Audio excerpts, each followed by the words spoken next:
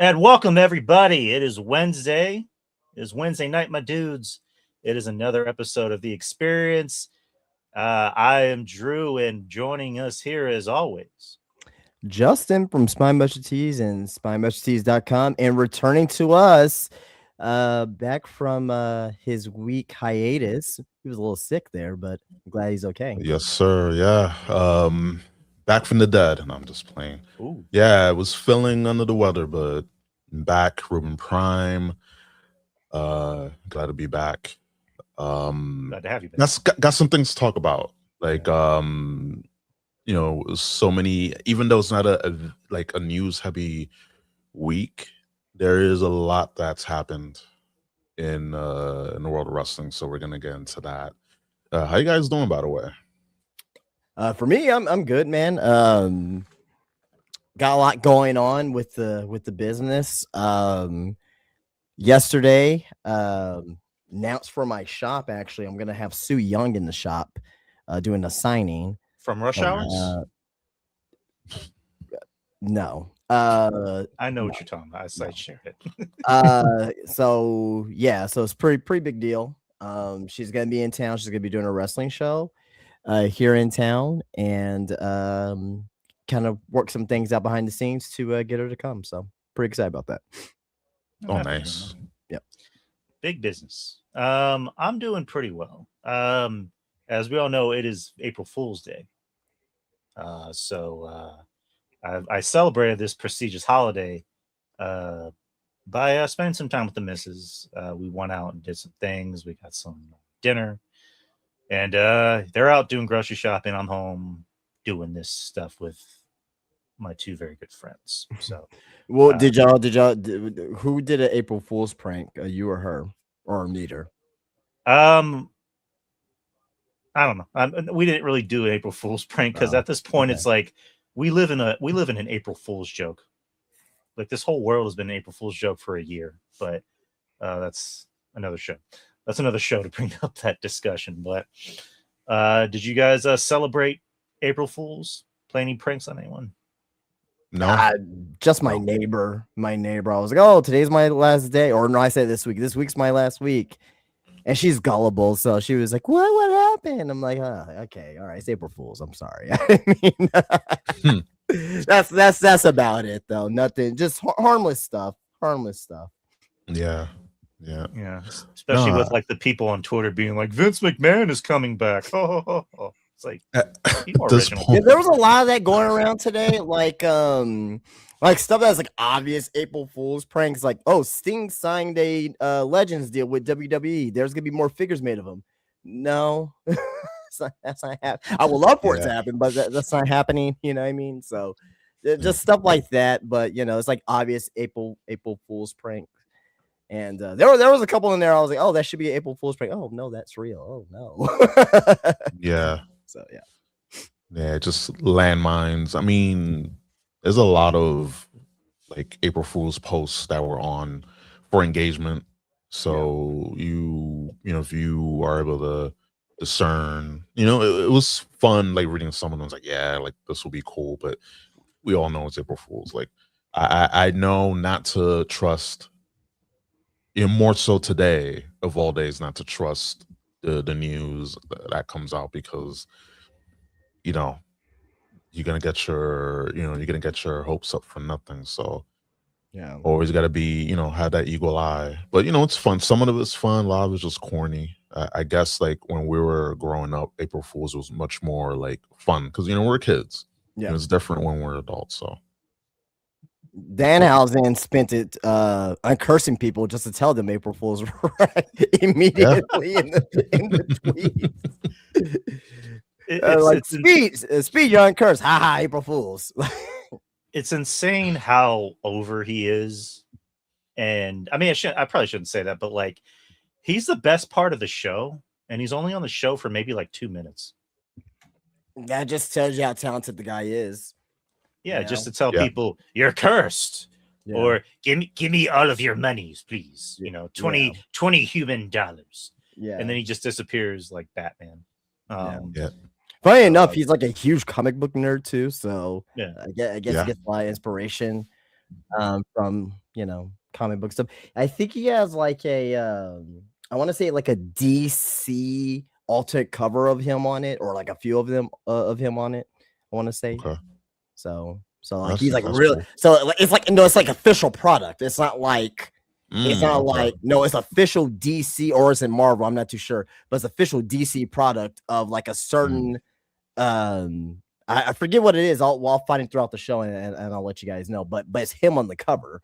Yeah, actually, you know what? I think it's one of like the Joker, one of the Batmans, and with the Joker with the one of the famous covers. But I'll see if I can find it and I'll let you guys know throughout the stream. So like this one that's on my I don't know if you can see that. it is that one. Yes, That one. it is that one. And so instead of Joker, it's Danhausen. Aha, okay. Yeah, there you go. Thank you for bringing that up. Exactly is that one. Yep. I love that. It was a gift from a friend out Yeah. in Colorado. It was so dope. It was kind of tricky putting in luggage, but I got it through. Yeah. Nice. I got it through.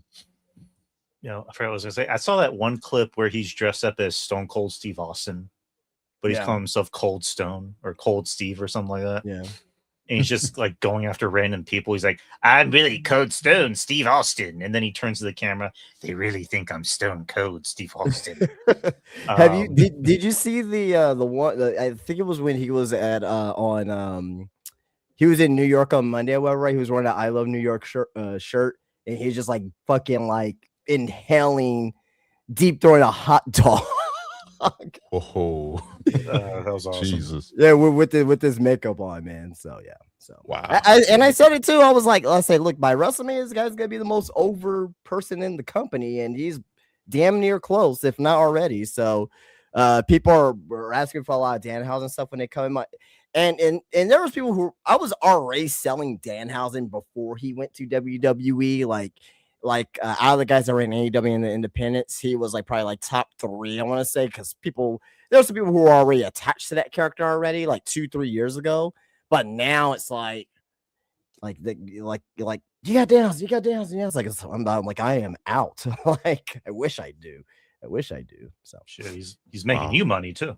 Oh yeah. Do y'all see him ever having a match?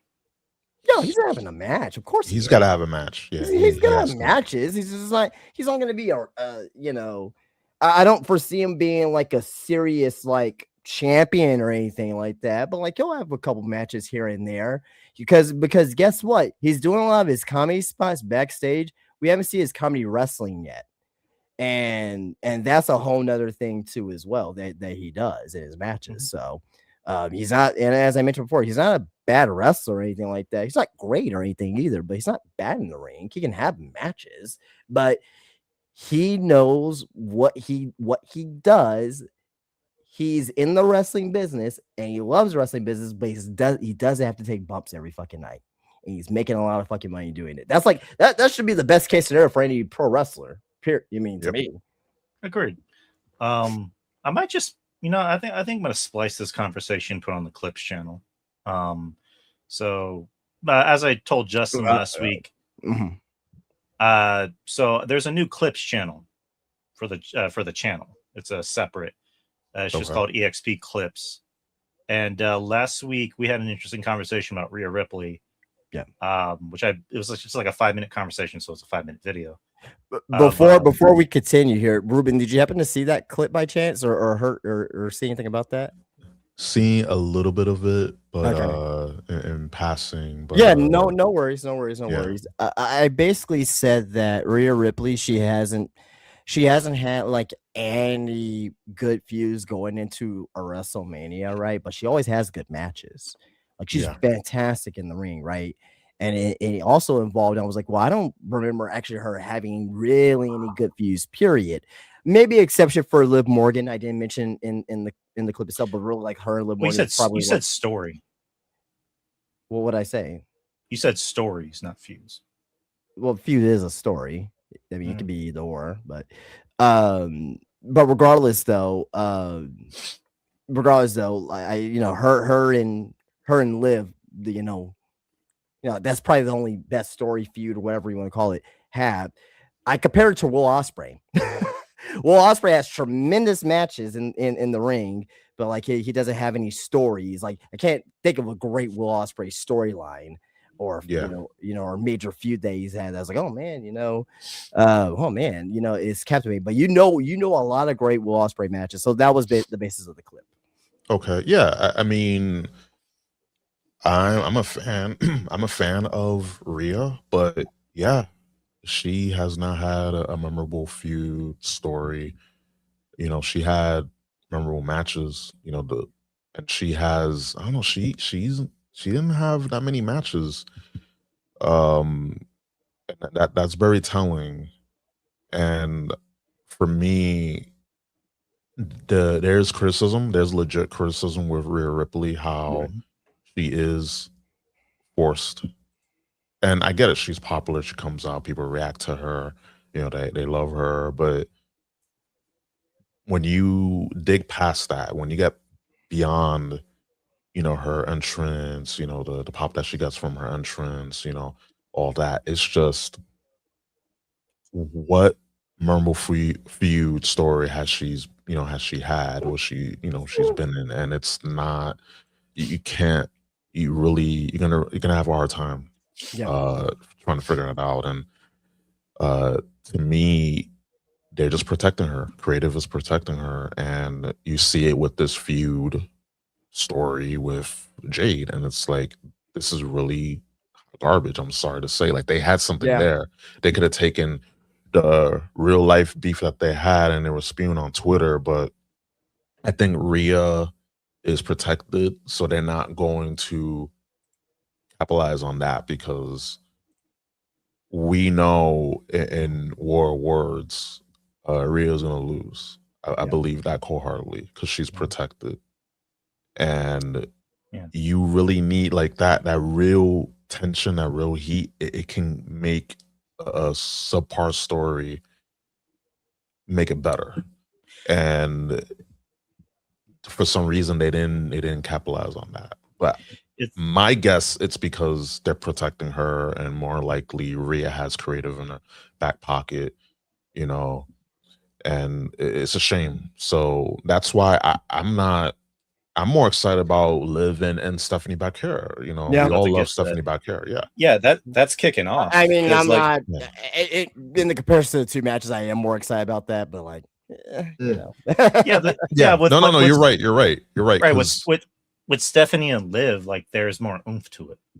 As of late, like last week, there was that brawl where they were trying to sell it. It was like, did Stephanie hit Liv too hard? Because Liv looked pissed off. And then this week, Liv, I mean, we'll bounce back and forth, between Raw, but like Liv had that promo where she was talking shit to Stephanie, and she said, tu madre basura puta to Stephanie.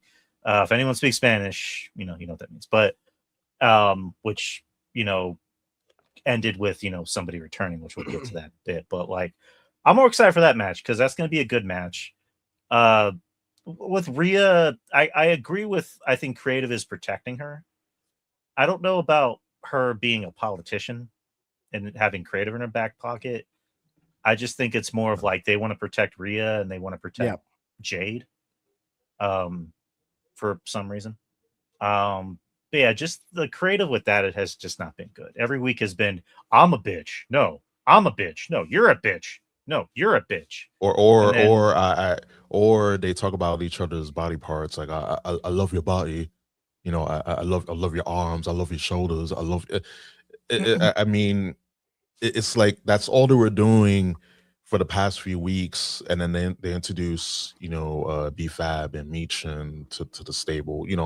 Some grunts for Rhea to take down, to absorb the punishment that Jade would have taken, because they can't touch right now. But it's like, okay, and while I'm glad that they're doing something with the ladies, at the same time, it's like, what are we doing here? Like, we know after Mania, they're just gonna drop those two ladies like a bad habit, unfortunately, and then it's gonna be back to the status quo. And it's like, you got to take a risk with these stories, even with, and I give Justin credit here, because while this story with Liv and Stephanie, like they've been having brawls, they've been going at it, on the mic and their promo segments. But I can agree that this feud has been it's been subpar, but they've been amping it up. Yeah, because there hasn't been story, and with Stephanie Barker, like I'm a fan of hers for more than one reason. Best believe you all know. God, come on, guys, but we know she's a fantastic wrestler. We know she's smoking hot, and stars the limit with her, but creative hasn't been doing her favors either. Not at all. And it shows, and it just her theme music too. Yeah, they changed she got Death Rebel. I mean, her previous theme was Death Rebel, and it was. But she officially got Death Rebel. Yeah, she officially got the Death Rebel. Well, no, the previous thing was actually done by a band. I forget the name of the band, but I remember the night when they changed their music, they actually put up a Twitter post saying, "Oh, thank you, WWE and Stephanie for the song and blah blah blah." But there aren't there some bands that like are still part of it, but it's still considered Death Rebel. They probably produce it, but then there's like you know what I mean? Yeah, like they probably produced it, but I think this is like officially Death Rebel, where it's like a movie where a director produces a movie, but you can tell when the director is actually directing the movie. So, and unfortunately, this is a bad movie. Yeah. I mean, that's not the only thing they Death Rebel on Monday night. Man. Yes. But yes. We'll talk about that later. We'll talk about. I love it. We'll talk about that later. But yeah, just to wrap up the Jade and Rhea Ripley conversation. Just like with the Unreal clip with Chelsea Green and Michael Hayes, you mentioned, like you're here to put women like Charlotte Flair, Tiffany Stratton, and in most cases Rhea Ripley over. Right. Those three. So we know that they wanted to do. I mean, they couldn't do Jade versus Bianca. So they went to this, and then same thing. We could copy and paste with Charlotte and Alexa Bliss, because Alexa Bliss is much more popular, and by symbiosis, Charlotte becomes popular too. So it's like we know what they're doing with Rhea. She hasn't had a good few going into Mania, like you mentioned, Justin, and it's like we know the drill. We know what's going on, and most of her matches have delivered though, so they've been good. Yeah. They've been good, but how they got there is just very, just shaky, very janky. Doesn't make sense, and it's like it just goes to show. Like, I think Rhea needs to just go away, have a character reset, come back. I mean, she's a top star. She'll come back. She'll get a pop. Absence make the heart grow fonder. But they need to come. Kind of like what happened in AEW tonight, yeah. They just need this whole creative needs an overhaul, because it's just been so bad. And it's the 2-year anniversary this week of the greatest beatdown that one of the greatest beatdowns we ever saw during the Mania season. I was with Roman and The Rock, whooping Cody and Seth Rollins, with the belt. Like, that was go home, right? Yeah, it was go home for me. Go home, right? Yeah. I was like, Jesus, like what happened? Like, that's 2 years ago. That felt like 5 years ago. Like, it felt like another era. Yeah, literally, it felt the vibe felt different. Like I was glued to these shows. Now I'm just like, I'll watch. I'll play some Resident Evil 9. Like, something happened. Okay, play some more Resident Evil 9. It's like it's just not must see. It's just okay. I gotta watch the show. Anything happens, I rewind. Felt like a movie. Notes. Feels like a movie. It's like Hey, you remember that Raw from 2 years ago? Why? That Raw burned down 2 years ago, my friend. Yeah. I mean, this is the perfect time to say this, but in case you didn't know, WWE's on fire right now. What happened? You don't remember those Triple H commercials that they played it like 2 years ago? Every fucking commercial. In case you didn't know, WWE's on fire right now. On fire! Ratings Every through time. the roof. So yeah, I don't know what's going on with that. So it was awesome. All right. I guess we can kind of segue into the first show, or I guess the first show of the week. Oh, well, we still got to do Wrestler of the Week. Oh yeah, fuck, 21 minutes. Usually do at the beginning of the show. Yeah. We just been jabberjawing for the past we've 20 been minutes. yapping. That's it. Yapping. So Wrestler of the Week, for anyone that's not familiar with the show, or if you are, I'm just gonna explain it anyway. That's just what I do. Wrestler of the Week, it could be someone that did something we thought was amazing, whether it's good or bad. It could be wrestlers. It can be someone that we just thought had a really good match, had a really good promo, from either WWE, AEW, or where have you. So who wants to begin? Who was your wrestler or wrestlers of the week? I'll leave it to you, Ruben. Oh Lord. They're gonna probably kick me off the show when I say this. Just because Kenny Omega brought this up in an interview on a podcast a few years ago when he mentioned that we could have like content creators, streamers, on a WrestleMania card. And based on what happened Monday night with Hold on, I gotta work into it. Right. So it happened on Monday night with LA Knight. And this particular person helped the Vision, which the Vision's blind in both eyes, but nonetheless he helped the Vision gain the tag titles. And I gotta give it up to I can't believe I'm saying this. I mean, I like the guy, but I gotta give it up for like just the stupidity of this. Not because he did anything good. IShowSpeed is my wrestler of the week.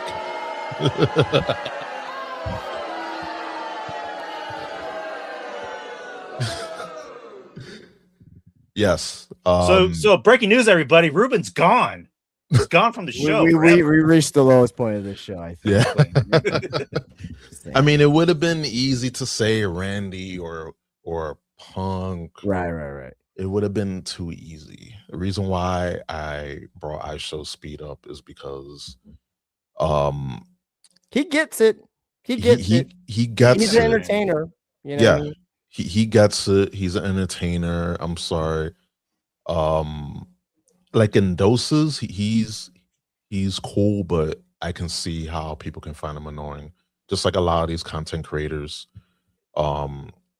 in day and age, like it's crazy that we're almost to having Mr. Beast versus Logan Paul, some variation. And that's where you look to the Kenny Omega. Yeah, because I saw that clip and I was like, yeah.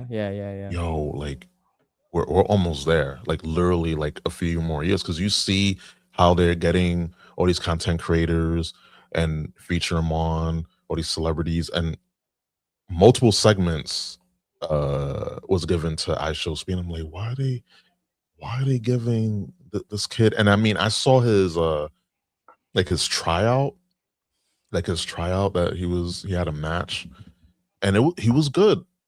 He's uber athletic. Like, yeah, I don't know if you know or heard of this, but a couple of weeks ago there was a flag football game for like a Team USA, and they had NFL players. So they had like Joe Burrow and Odell Beckham Jr., Saquon Barkley, and I believe on Joe Burrow's team on defense, Speed and Logan Paul were playing. So like, you know what I mean? So like he's athletic, you know what I mean, to play up against flag football, obviously, but to go up Yeah. against NFL players, you know what I mean? So I think that's something to not to ignore. So He Absolutely. certainly has the personality to be a wrestler. You know, because I remember the first time I saw him, it was at a Mania, and I think it was Kevin Owens, Orton, and Logan Paul, Yeah. and they made that big reveal about him dressing up as the Prime Energy bottle. well, And I wasn't remember that thinking, well they did 2 years in a row, I think, right, with the energy bottle? Because the first time was yeah, but I think KSI. Yeah. yeah, KSI was the KSI, first. Yeah. and then he came out another year. I remember being like, "Who is that? I don't even know who that is." Yeah. And he was just like talking shit the whole time, Yeah. while he had the mask off and like, Oh he just, yeah, like, okay, yeah, I remember that now. Yeah, he Spartan kicks him, and then he took that like fucking spear into another dimension from Broad at the Yeah. Rumble last year. yeah, And then he came back this year. Fucking his calf was missing as well. So like, I got no issue with the guy. I got no issues with entertainers being in wrestling because it's been like that since the dawn of time. Yep. I mean, it because is we sports talked entertainment at the end of the day. right. I mean, we talked last week about Dennis Rodman being in the WWE Hall of Fame, even though he's never stepped foot in a WWE ring. He stepped foot in an AEW ring, but not WWE. And it's just like, there was a point where it's just like in WCW, every year the main event was a celebrity versus Hulk Hogan and Dennis Rodman. It was Jay Leno versus, Eric Bischoff and Hulk Hogan. It was Karl Malone and Diamond Dallas Page versus Hogan and Dennis Rodman. Karl Malone actually wasn't bad. Yeah. According to DDP, Karl Malone always wanted to be a wrestler. He never wanted to play basketball. That's the story according to him. Like, he wanted to go see wrestling with his grandmother, when he lived in Dallas. But apparently it's a true story.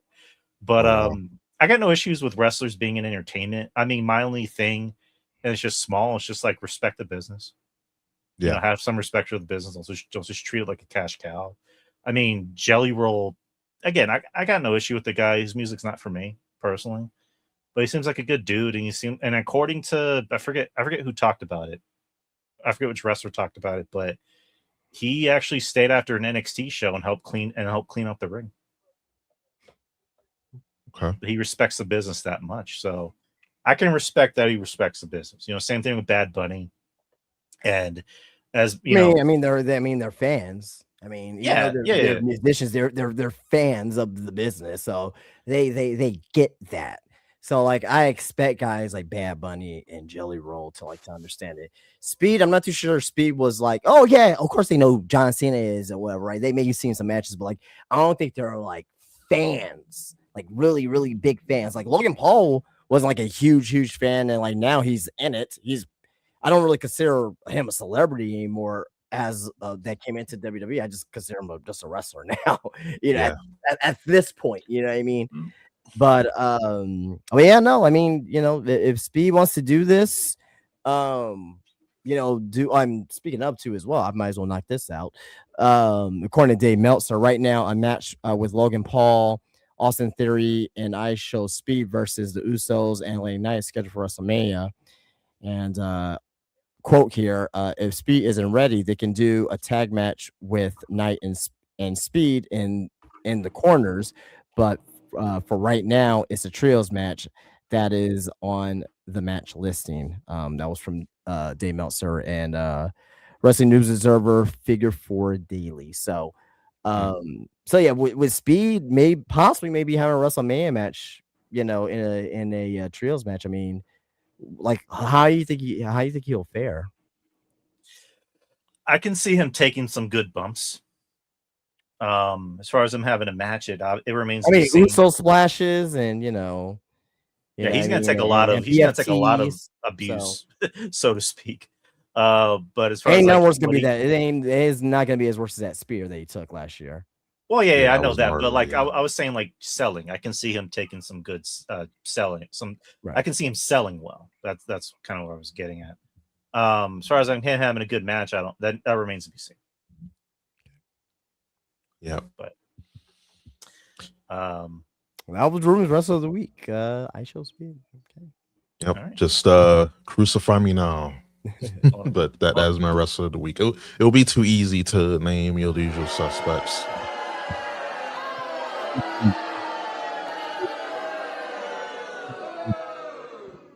Someone has to play the hill.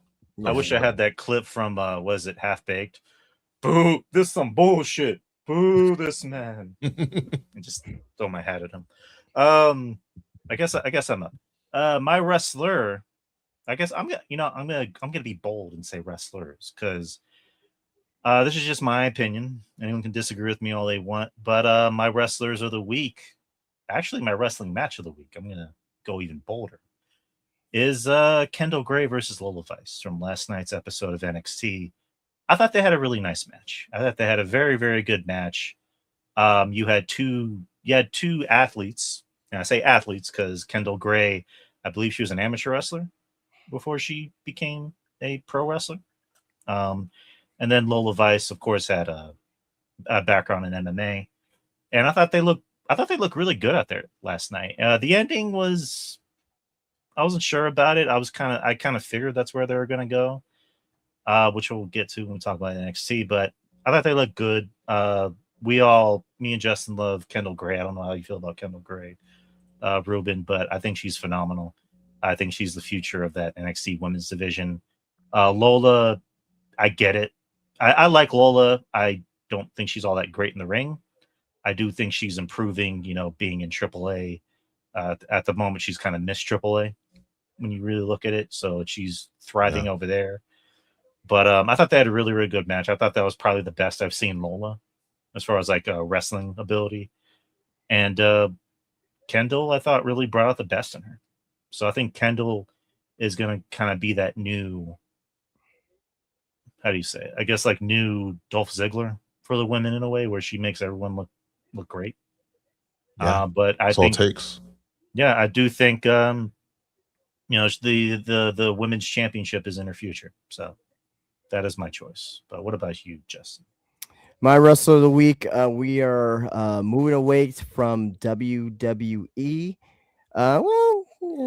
We'll get into that in a second. We're moving away from TNA. We're moving away from AEW. We are going down to south of the border to Mexico, and we are going to AAA. And I'm going to give my wrestler of the week to the Laredo Kid, the AAA World Cruiserweight Champion. Fantastic.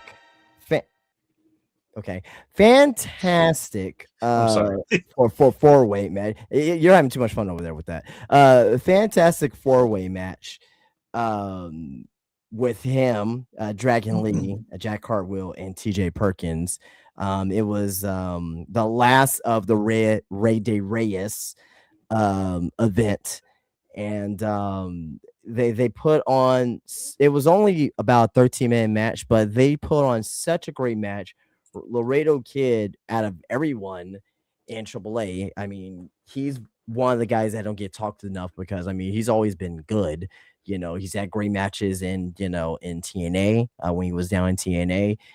He had a little short stint down over there in AEW. Had a couple matches down in AEW when they had the partnership. But Laredo Kid, I mean, like, he's older now, but like he's definitely a guy that can still put on a lot of banger matches in what he does. And that fatal four-way match was tremendous. And also too as well, AAA. I mean, if you're not doing anything on Saturday nights, there should be no reason why you're not watching AAA on YouTube. It's only like a 45-minute show. It's a very, very quick show. And it's very high octane wrestling, very easy to keep up with. I mean, it's really, really, really good. So, and after the match, and it's by Undertaker too. Like he's one of the bookers. Yeah. Maybe he may. It's crazy to think about. Is Undertaker going to be Book of the Year? I don't know.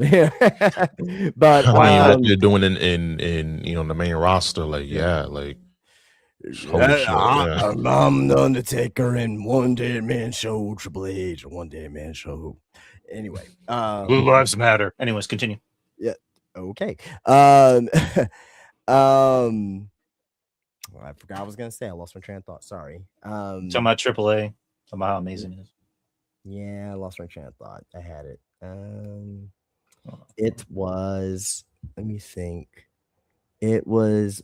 There was a point I was gonna make, but the show. Well, I would just say is the show is only 45 minutes, so it's a quick watch. You know, you don't have to like put in a lot of time watching, a lot of effort in watching it. You just get great matches with AAA. So I mean, you know. So with that being said, going back to Laredo Kid, he's my wrestler of the week. All right, awesome, good choices. I was mentioning earlier about putting more clips on the channel. I'm thinking about putting the not just the Danhausen discussion, even though that was brief, but still would like to put it up there. It was an interesting conversation. I also might consider just putting up the clips for our wrestler of the week choices. Sure. You know, just wrestler of the week for the week of Build-up. So let's. Yep. I'm thinking about doing that. Well, I'll just do it after the show. Anyways, wrestler of the week. Anyone who wants to comment, anyone who's in the YouTube channel, anyone who's on Twitter on the Experience Twitter page or the Facebook page, put in your thoughts on who you think your wrestler of the week are, wrestlers of the week. But anyways, let's get into SmackDown real quick. So SmackDown, Randy Orton come out and tease who he was on the phone with, and as soon as he was going to reveal that, Matt Cardona came out and attacked him to get some retribution for last week. Can I interrupt quickly because is very relevant?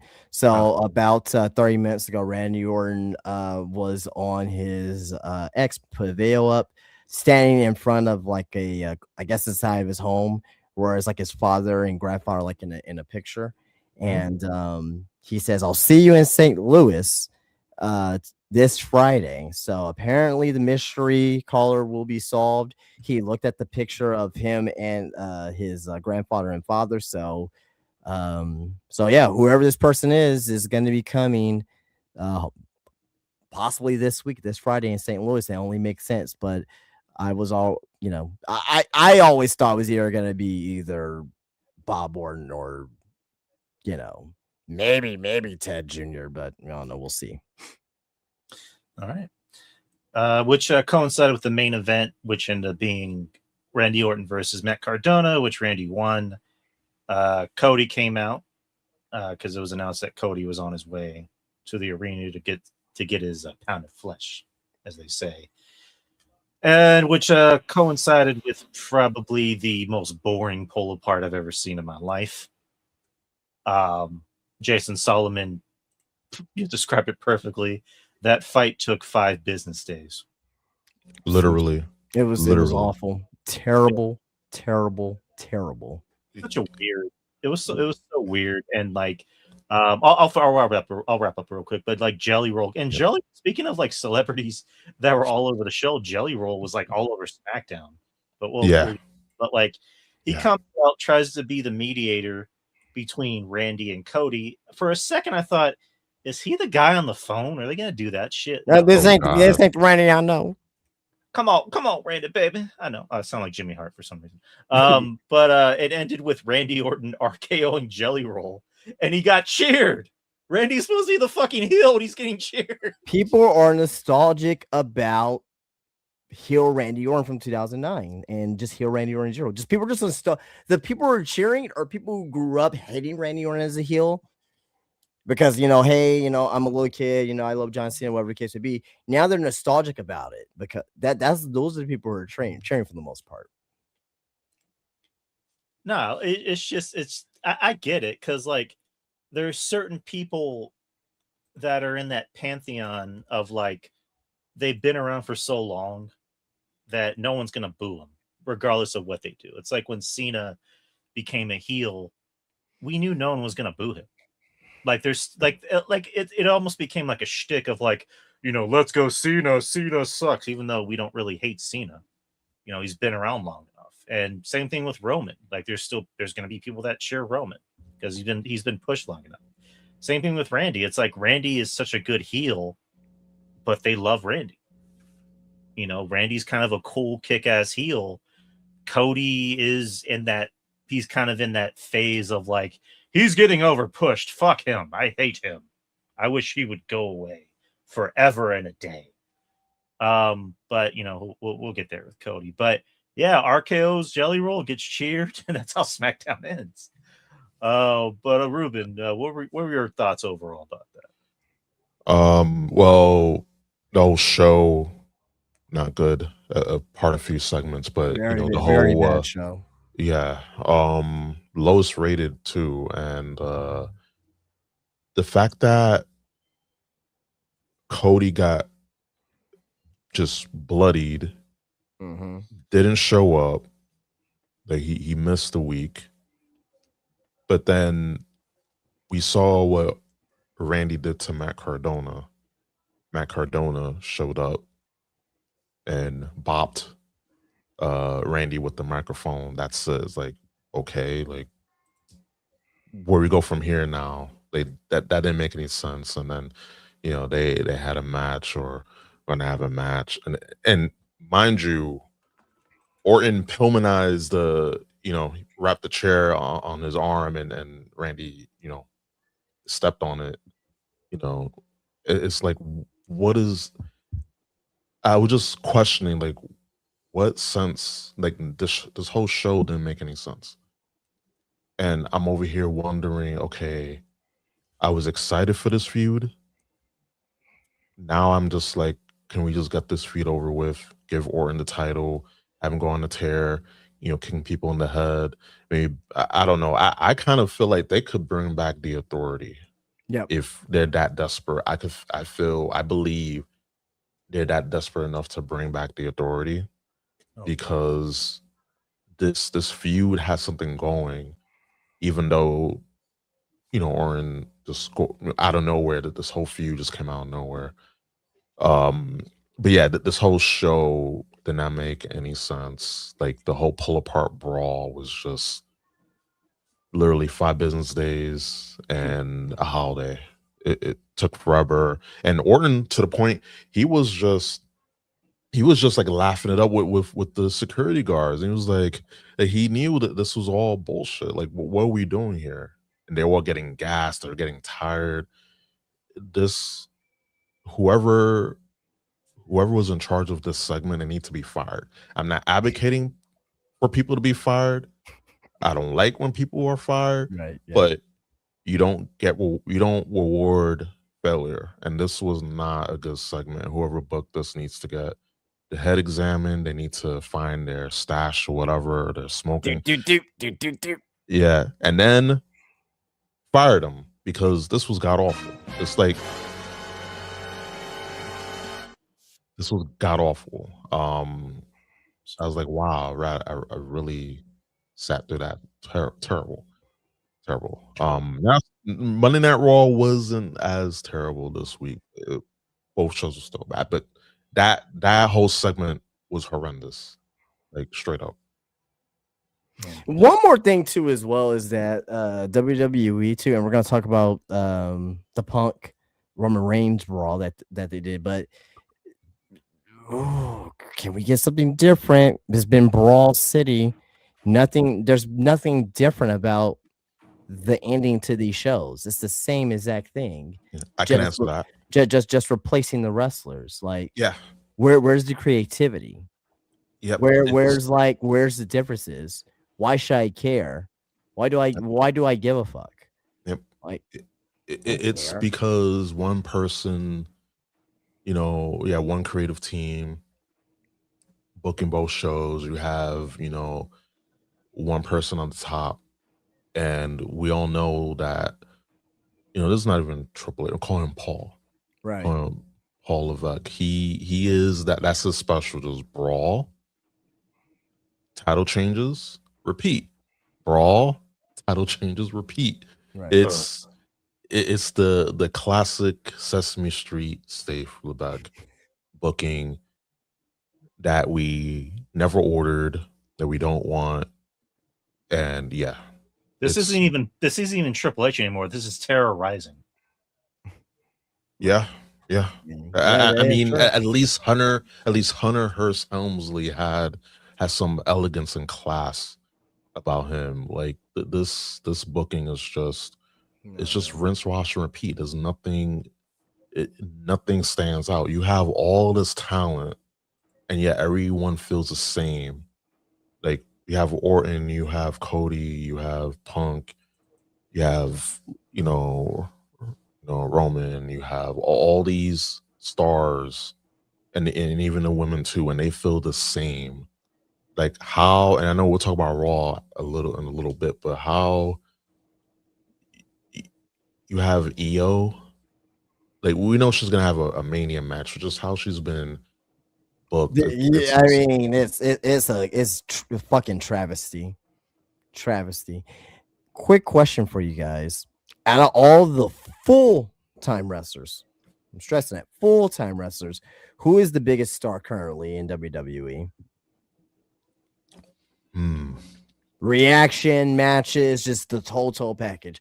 Who, in your opinion, is the biggest star in WWE out of the full-time wrestlers?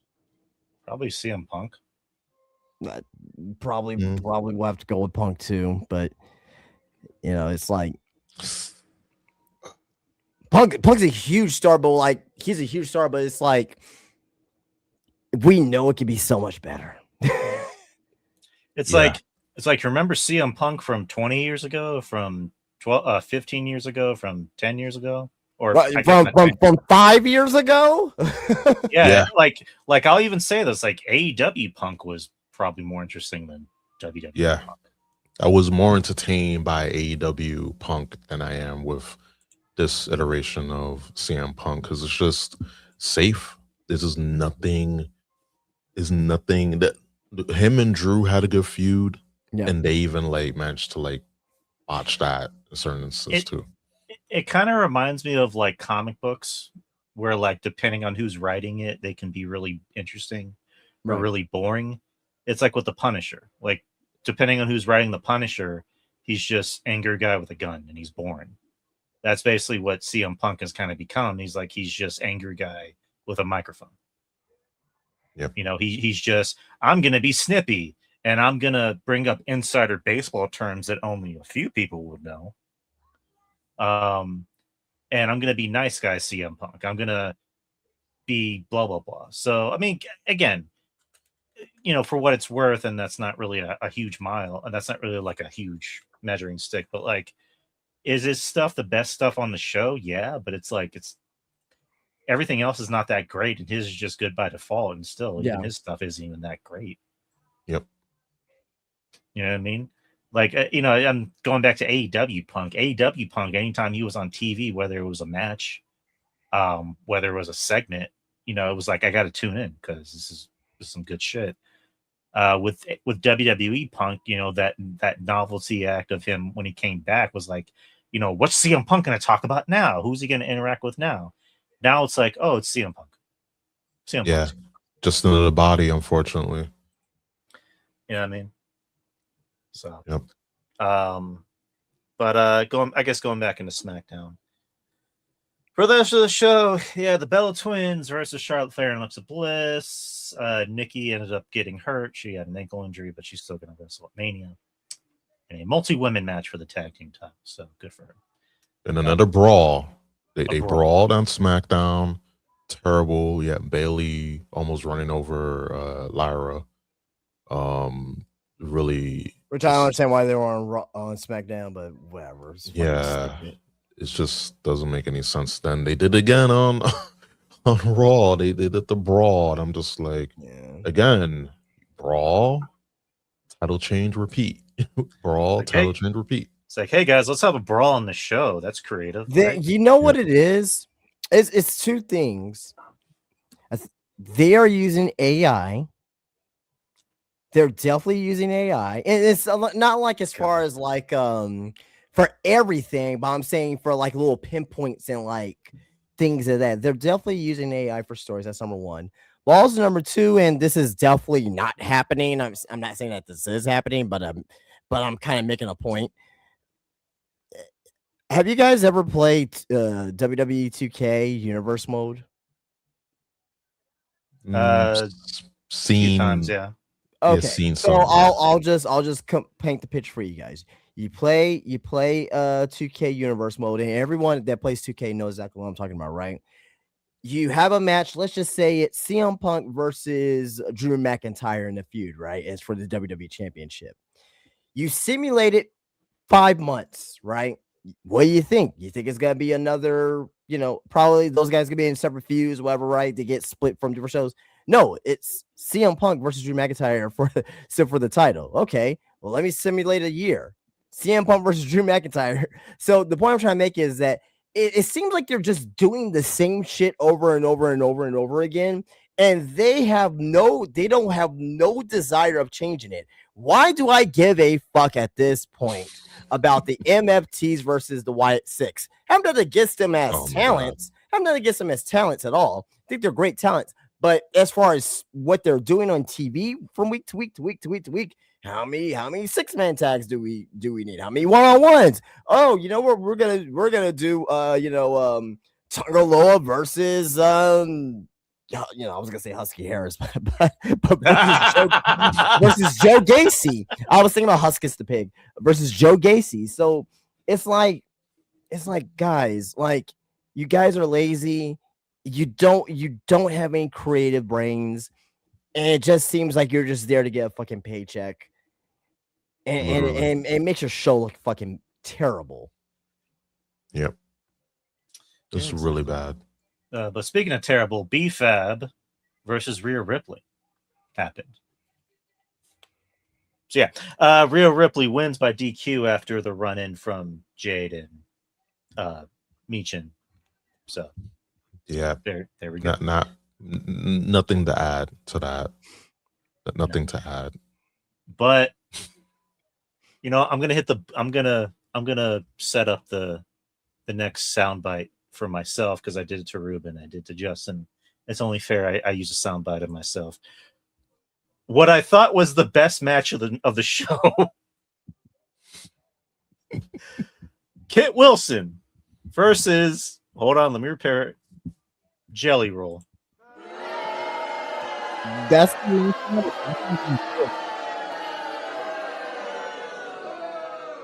I don't think that's a bad take. I mean, I think a lot of people who watch the show, all different content creators from Cultaholic to guys at what's the other British guy? Oh, Wrestle Talk, to JD, to Solid Monster, to whoever you want to say. A lot of people were very fond of this match, so I don't really think that's a hot take. So kudos. Yeah, I know, but it's just like, we're supposed to look at Jelly Rolls like, boo, what's this guy doing on my wrestling? Well, I mean, if it's a good match, it's a good match. You know what I mean? So it's kind of like it's kind of like let's say with the this is a terrible example, but let's say the Spurs, right? Let's say Jeremy Sohan was still on the team. He puts up 20 points. Hey, that's a good game from Jeremy Sohan. He still sucks, but that's a good game from Jeremy Sohan. That's different because he's still was on the team at the point. That's different, where it's like, this is someone who's not regularly on the show. This is he's part of the WWE team in a very, very loose way. Right. Again, I'm more just making fun of myself. I'm talking shit about myself.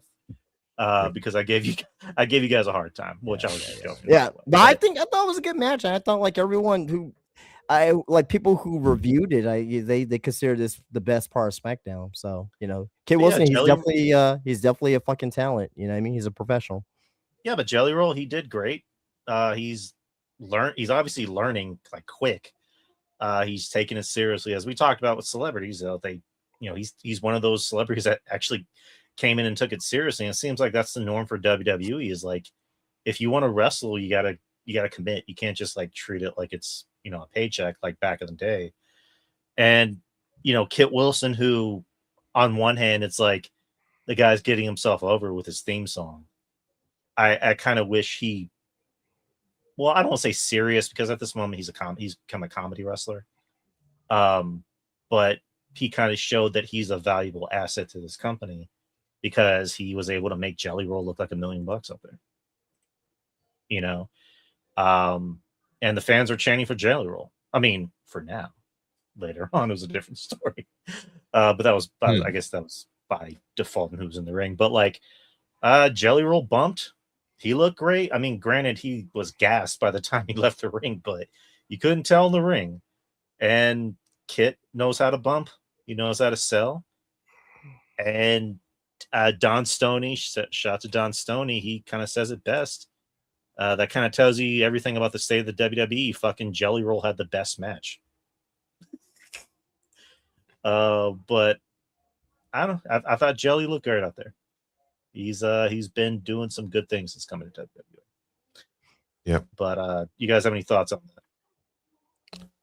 that? No, I mean, I thought it was a very, I mean, if it was like a regular, wrestler versus wrestler match, it would be like a terrible match, right? But the fact that Jelly Roll, it was Jelly Roll. I mean, it was a very, very serviceable match, and and I enjoyed it.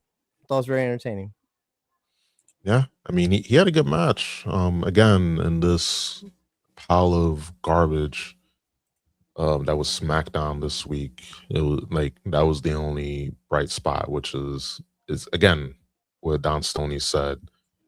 Yeah, like it tells you the state of this company when you have a celebrity having his first match on TV had a decent match. Like that tells you all you need to know, and it's a shame because. Yeah. We were talking about Mania 2 years ago, the build up to for Mania, and it's like, for the most part, everything was hitting. Like for the most part, there's like few feuds or builds that were just like but just the feeling like actually felt like WrestleMania. It felt like a big deal, and it's like Mania is like what 2-3 weeks, and it feels like a B or C level pay-per-view is coming up. And I don't know. Again, it's telling the state of WWE is in an It's got to start relying on AI and start relying on the WWE 2K game. I don't play WWE 2K, but they need to start relying on that and just get to pen to paper and just like think of shit. Like it shouldn't be like this, but it is. So yeah, it's just that we're in, unfortunately. I mean, you look over at AEW, it's just like it's not all that great either, but they're at least making some buzz. I mean, now they're about to have that sweet crossover with JCW. You ready for that? Ready for that? Boy. Ready for that, Ruben? Come on, it's awesome. I'm excited. You couldn't tell by my face, but I'm excited. Fucking Vince Russo having anything to do with AEW. I want to see that. I mean, listen, you can say all you want about Vince Russo. The man is entertaining, like one way or another. Like you can laugh with him or laugh at him, which most people will laugh at him, but he is entertaining. You can't take that away from him. Yeah. So I'm telling you, bro. Continuing with SmackDown. You have Carmelo Hayes with his open challenge, US title match thingy, which ends up being Sami Zayn. While that happens, Trick Williams is watching from next to the commentators. Before that, Nick Aldis told Trick Williams he will be having a match at WrestleMania. Sami Zayn apparently had no place on the card, according to Nick Aldis, but had to make an impact. So he punched Trick Williams in the face, and that's what led to this. So Carmelo Hayes versus Sami Zayn, again, fine match, is what you expected. You expect these two to have a good match. The ending is kind of what everyone's talking about. So Trick Williams tried getting involved, and he's on the apron and inadvertently punches Hayes, which causes Sami to defeat Carmelo Hayes to become the new U.S. champion, which not a lot of people are too happy about. I'm not happy about it. I think Melo has had a really good year. I thought he's worked his ass off with that U.S. title. My only thing is just like, please add Melo to the match. Just add Melo. Make it a triple threat. Make it a fatal four-way. I don't give a fuck. As long as Melo gets to have his Mania match. Like, that's really all I want. I don't really care about Sammy Hogan. I don't want to see him. You could have just made Sammy versus Trick a regular match at WrestleMania, and it could have just been Carmelo versus Ilya, which would have been dope. I agree with that 100%. However, if they're looking to make Trick the type of star that they want to make him, this was the right decision, because if you're going to make Trick the United States champion, it makes it better for him to beat Sami Zayn for the title, versus being Melo, which hurts to say. I would love to see a Melo versus Trick match at Mania, but if they want to make, Trick the star that he is, you gotta have him beat someone like a Sami Zayn. You know what I mean? I hope Melo does get at it. I hope Ilya gets at it too. Maybe be a fatal 4-way. It's very slim at this point. Very slim. Maybe we get Melo versus Ilya, the SmackDown before WrestleMania, which will suck, just a regular one-on-one match. But I mean, I understand what WWE is doing with this. I mean, I may not agree with it, but I understand what they're doing. Yeah, no, like when you talk about it that way, when you explain it that way, like I get it, because they're building up Trick. Like Trick Williams is like, he's over, right? Like, he's getting over. So I get that 100%. But it just goes to show the booking, not only of SmackDown as a whole, but with Sami Zayn. Yeah. It's like you were complaining about wanting to be champion, wanting to be world champion, and then you just settle on, getting, a mid-card belt. So it's like, what does that say about, like, in kayfabe, and we know kayfabe is that, but what does that say? And then just how he was booked, it sucks. Like, again, really sucks. Just out of nowhere when, again, brawl, title change, repeat. Brawl, title change, repeat. So this is the modus operandi of Triple H. But then with Carmelo Hayes, I hate to admit this, but while we know how good Carmelo Hayes is, we knew that him getting the belt was just it was a token win. Unfortunately, they didn't have any big plans for him, because if they did, they would have kept the belt on him and had some finagle, some sort of way to have him on the Mania card, just like with Dominic and Balor not being for the IC title, but they had Penta win it because, even though he's fought for the IC title against Dom, God knows how many times, and lost, now we're gonna change it, and then he's gonna have a multi-man ladder match at Mania, which we'll talk about later. But the same issues you have with the mid-card on SmackDown, you have on Raw, and just how they're not utilizing the titles the right way when you have feuds that could be enhanced with the belt, with a title. They're not doing it. And again, it just goes to show that the creative is just terrible. It's like, I didn't have faith in Carmelo Hayes while he was great and all. You just proved that I didn't have faith. I didn't care. Just give it to Sami, and then he'll drop it to Trick, and it's like, and then you're doing Trick, sort of the service, as well. So it's like, what are we doing here? Like, it could have been booked much better than what it was, but we get why they did it, but just how they got there was just very sloppy.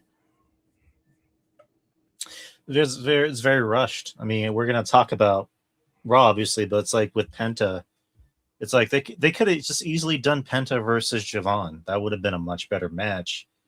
I mean, the ladder match on paper sounds like it could be fun, but if it came off as very rushed, as like Penta being like, and I'm going to have a ladder match with anyone who's willing to be a part of it, and then like 3 minutes later, ladder match with so and so. It's like, what the fuck? Where's the setup? Yep, Like, they could have had, since they don't have Money in the Bank, they pushed it to like what September this year, August, September this year, which is weird. Mhm. You could have had a Money in the Bank style match where the title's on the line. It could be mid card, like any mid card belt on Raw, SmackDown. If you win, you get the contract and you get to face whoever. So if you're a Raw guy and you get the contract, you get to face Penta. Or if you're from SmackDown and you win, you get to face whoever is champion there. And it's like they could have then did qualifying matches, make that match feel special, have qualifying matches, have something in storyline for the guys to fight for. Like literally what they could have done, they could have built up in the course of weeks, because Mania, there's a long time to build. There's so many extra time, so many more shows to build since Mania is in the middle of April, but they didn't do that. And we're 3 weeks away, 2 weeks away, and now they're just throwing matches in the air, and it's like, this is not good. This is why people really don't care about this Mania, because it just feels tacked on. There's no soul behind it, no feeling behind it. It's just, oh, okay. Last minute we'll have a title change, we'll have a brawl, title change, a brawl. Oh, we're gonna have a match. We're gonna have a ladder match. Oh, we're gonna have this match. I mean, we're gonna have that, and you're gonna have Gunther and Seth. What are we doing? Well, that we'll definitely talk about that. Yeah, like, but let me what are we finish doing? up. Let me finish up Yeah. SmackDown real quick. It was announced for Drew McIntyre and Jacob Fatu that they will have a non-sanctioned match, which that went over the way it did. And then Like Julia defended her. Shouldn't that technically be the main event of whatever night? It's like the lights. It's a lights out match. The lights out, but the lights are coming back on for the next match. I don't know. So I don't know. It feels like when you're like,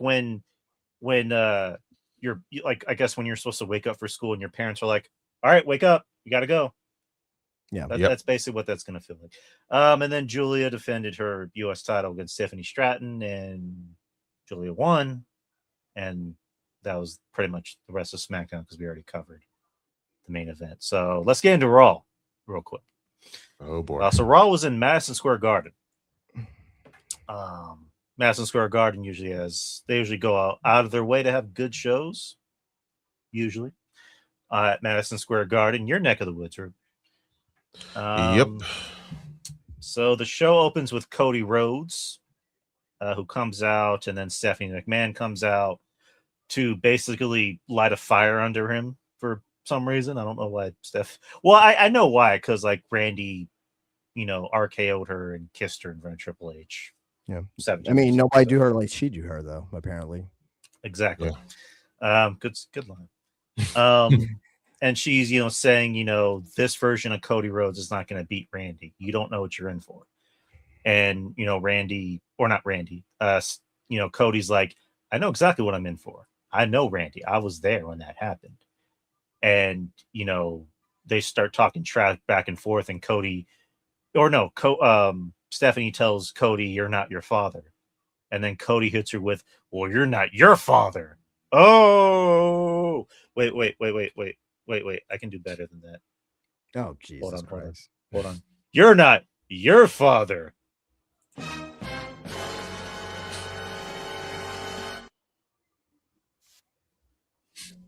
love torturing with that. So she ends up slapping the shit out of Cody. And Cody Which can I bring up two words for you? Can I bring something up? Like, that insult shouldn't have that insult doesn't warrant a slap. Like, it's just, again, the dialogue here. I mean, I get what they were trying to do, Stephanie slapping champions, just breaking people down as usual, but it's like like if someone says, "Oh, you're not your father," we know Vince, like, all he's done and whatnot. It's like she should have been like, "You're right. You're right. Not my You're father." damn right. You're right. And I mean, it was a nice surprise seeing Stephanie, but yeah, like that verbiage, like it just like didn't make any sense here. And then the whole thing of Cody saying, you know, I got 2 words for you. Thank you. The crowd booed because they were expecting, you know, like it was starting to get hot, and then they just cut it, you know, just cut it at the knees. And it's like, like you're trying to build this feud, and yet you just stopped it. You're right there at the breaking point. And it's like, oh no, I'm good. And it's again, It's a man integrity, I guess. I don't know. yeah. But I will say it was nice seeing Stephanie. Yeah. She looks good. And again, the bakery is open. I mean, tonight, Monday night at the Garden, the bakery, you know, the bakery definitely, you know, had a presence at the Garden for sure, for sure. Oh man, I was just a quick like, question. Just a quick question. Can y'all hear me? yeah. Yep. Okay, because there was kind of a weird thing on my end. But Okay. yeah, just to kind of go by what Ruben said. Yeah, Stephanie looked, you know, nice.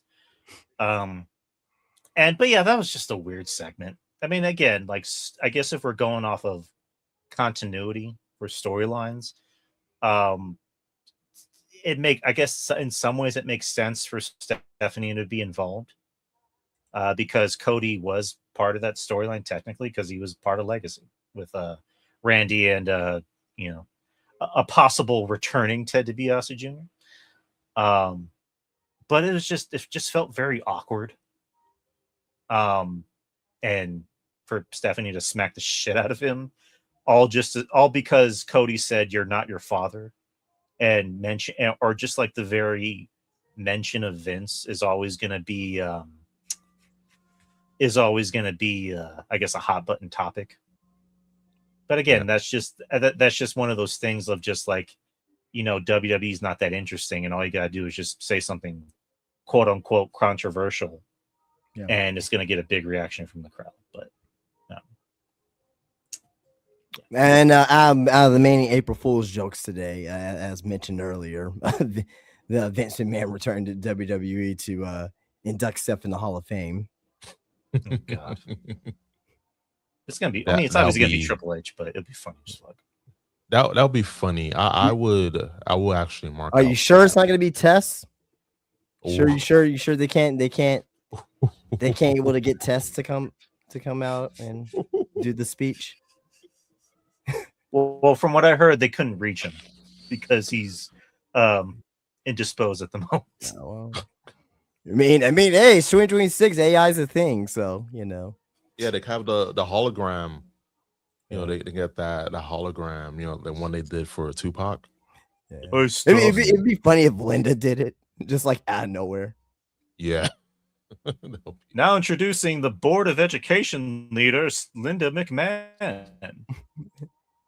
Me and my good friend, President Donald Trump.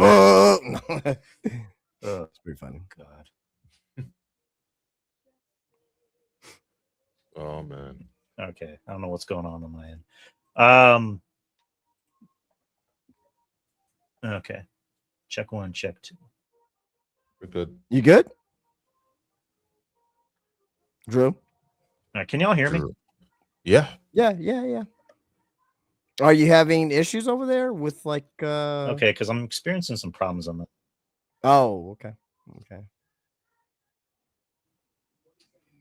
Yeah, because like everything was going fine, and all of a sudden there's just some like weird lag.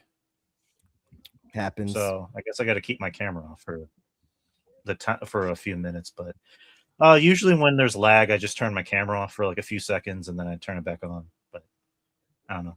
I guess I'll just keep it off for the time being because we're not about to wrap up.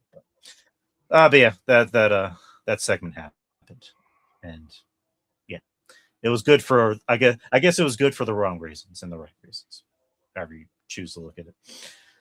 But speaking of wrong, street fight for the World Tag Team Championship.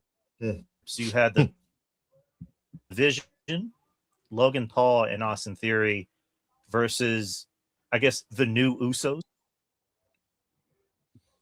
who came out with brand new theme music. We spoke about Stephanie McCoy being Def Rebel, and now the Usos have apparently been Def Rebel. So, but I don't know. They're not doing the "it's me Us day one ish" bullshit. It's more, I guess straight up hip hop. I guess modern day hip hop. No, they should just went back just to the original Usos theme. I mean, it's the same theme as Jay's theme. It's just just a little bit of change of lyrics, but like, why do they feel that they just gotta like change everything? Like, they just can't help themselves. Yeah, like, just stick what brought you to the dance, man. Yeah, don't broke what ain't broken. You know? Like if it's, they have a tendency to fix what's not broken. And I get, like, we were complaining about Uso yeeting. Like, you can still incorporate that, but just have, their tag team, just have, just us Us or some variation. Just keep the theme, but just change up the lyrics. I guess for them, it's just too much to go and change the lyrics and change a little bit of the flow. And they'll just be like, oh, just give a new song. Like, fuck it, just change the song, because we just can't help ourselves. We just gotta poke and prod at every little thing that we can, because we're bored. And it's like, this is not what you should be focusing on, your time with. You gotta focus on the creative, not the theme music. Right. The theme music is the last thing that these wrestlers have for an identity. And when you mess with that, you destroy the identity. Now they're just generic wrestler or the generic tag team A, B. It's like, what do we, again, my question is, what are we doing here? Like, what are we doing? Like, jeez. All you can do is laugh, because it's just terrible. Like, it's just really bad. Like, what are we doing? And this match was just, I was told, so I'm from New York. I'm from New York. They're at the Garden. I was told that this was going to be a street fight, right? I'm expecting them to brawl around the Garden, outside of the Garden, then go back down to Penn Station, because, Madison Square Garden is, on top of, Penn Station. Yeah. So where's the street fight? Like, again, just, you could have just had it no holds barred, or no DQ. It's just branding. Like, and I had this discussion with Drew several months back. Like, what's really difference between a street fight, a no holds barred match, a hardcore match, an Extreme Rules match? Like, it's just branding. It's all the same shit.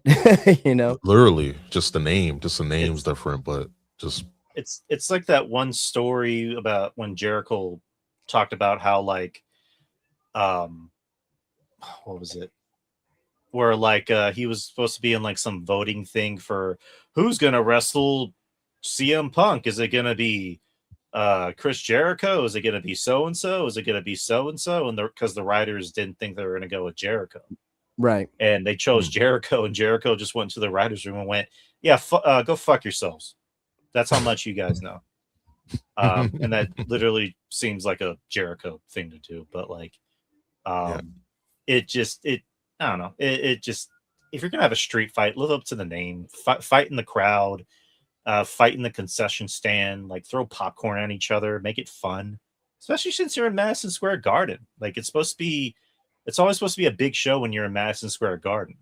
Yeah. But instead, it just felt, this is always going to be the word that pops up. Safe. It was a safe street fight. Very predictable. Ruben's Wrestler of the Week popped up and played a role in it. Logan Paul went for his brass knucks from his mom, Mama Paul, and who is it? I forget his fucking name. Speed. What Speed? There you go. IShowSpeed. I got his name mixed up with somebody else.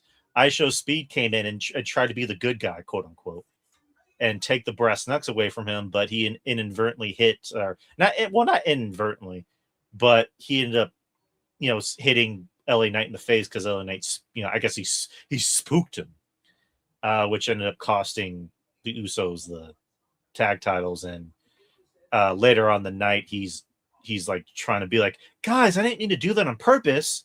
And Paul Heyman's like, just take him up for dinner. He's fine. And then he's fine. Right. Looks to the camera and goes, the Usos are going to murder him. Yeah, that was a funny line from Paul. Like, they always count on Paul to give you good delivery on that. It's the non-wrestling personalities that are the best part of the show. Right.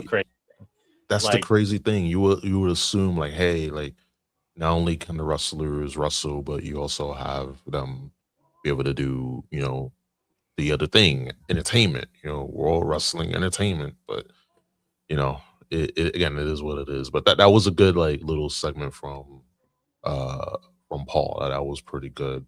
And I thought it was kind of funny when he's talking to Adam Pearce. Adam Pearce is like, "Have you checked your email? Were you trying?" He's like, I'm from New York. I keep my ear close to the ground. Like, no, but I liked when he's like, what? Were you trying to ask me out on a date? And then Pierce goes, there is so like you are like, what the hell is wrong with you? But yeah, Paul Heyman's. This almost seems like you're just making a duh statement. Paul Heyman's great. Like, he's great at everything. So the Vision are the new tag champions, which I think we called last week. I think everyone kind of predicted that. Then you had Liv Morgan come out, which I kind of spoke about earlier, where she, was talking shit in Spanish. Then Stephanie McCoy comes out, who looks scrumdiddlyicious, wearing this nice little bodysuit, which I'm just like, bakery is open. Damn Skippy it is. Then speaking of bakery, Roxanne Perez comes back and attacks Stephanie. So Roxanne is back to even the playing field with the Judgment Day versus Stephanie McCoy. So it is nice to see Roxanne back. I do like Roxanne.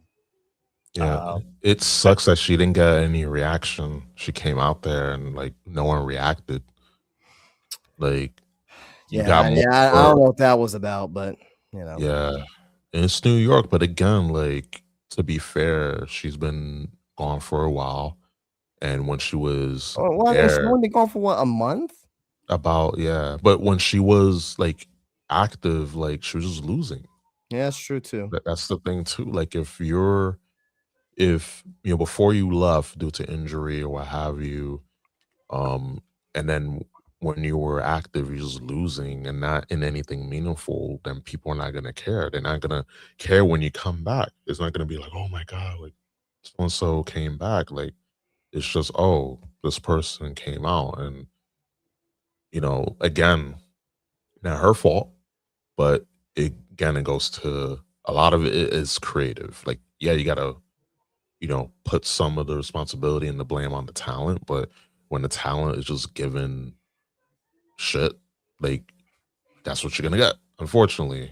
And it's a shame because you got a lot of good talent, right? A lot of good athletes, and they just need guidance. They need, the ship needs a captain, and there's no captain. It's just brawls, title changes, repeat. Brawl, right? Changes, repeat.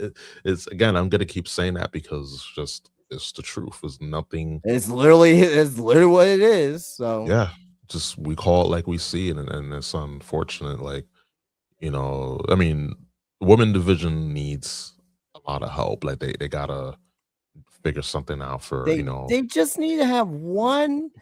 First of all, they don't need to have an Intercontinental and U.S. Championship. Just have one of those, right? Mm-hmm. Yeah, and then you'll have a very fucking good mid card. Just that right there. Then you can have women like Roxanne and other women challenging for this title. You know what I mean? It's get rid of the tag team titles. I still don't know why that's a thing. I've been saying this for all these years. Why is it a thing? Why is it a thing? Why is it a thing? You don't need it, and they still have it. But what the fuck do I Still know? got it. The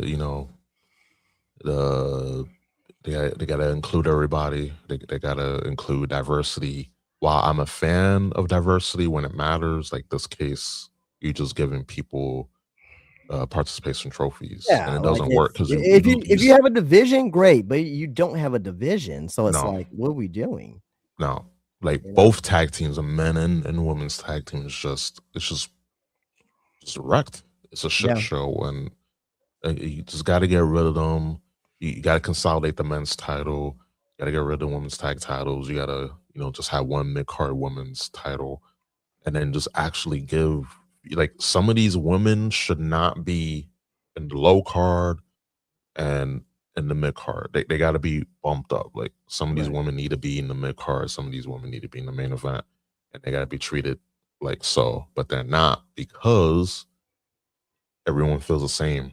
Yeah. Even your world champions. And again, I like Jade. Not a fan of how she's been, booked and all that. Fan of Stephanie. But again, just she's what they've been giving her, which is not much. You see, and yeah, she comes out there, she gets a reaction. Bakery is always open when she's around. Jesus Christ, like, Lord have mercy, like that bodysuit. But you know what's funny, to add to your point, that like how they're giving, like, they're basically like not really giving her anything or giving them anything, right? It's kind of like, hey, I want you to make a cake, a vanilla, a yellow cake with chocolate frosting, right? Yeah. That's what they're trying to tell you. Hey, go out there and make a cake, right? But Yeah. the ingredients that they give you is, oh, we're gonna give you tomato sauce, we're gonna give you cheese, we're gonna get. Well, this is not. I can't make a cake with this. You know what I mean? I can make a pizza, but I can't make a cake with this.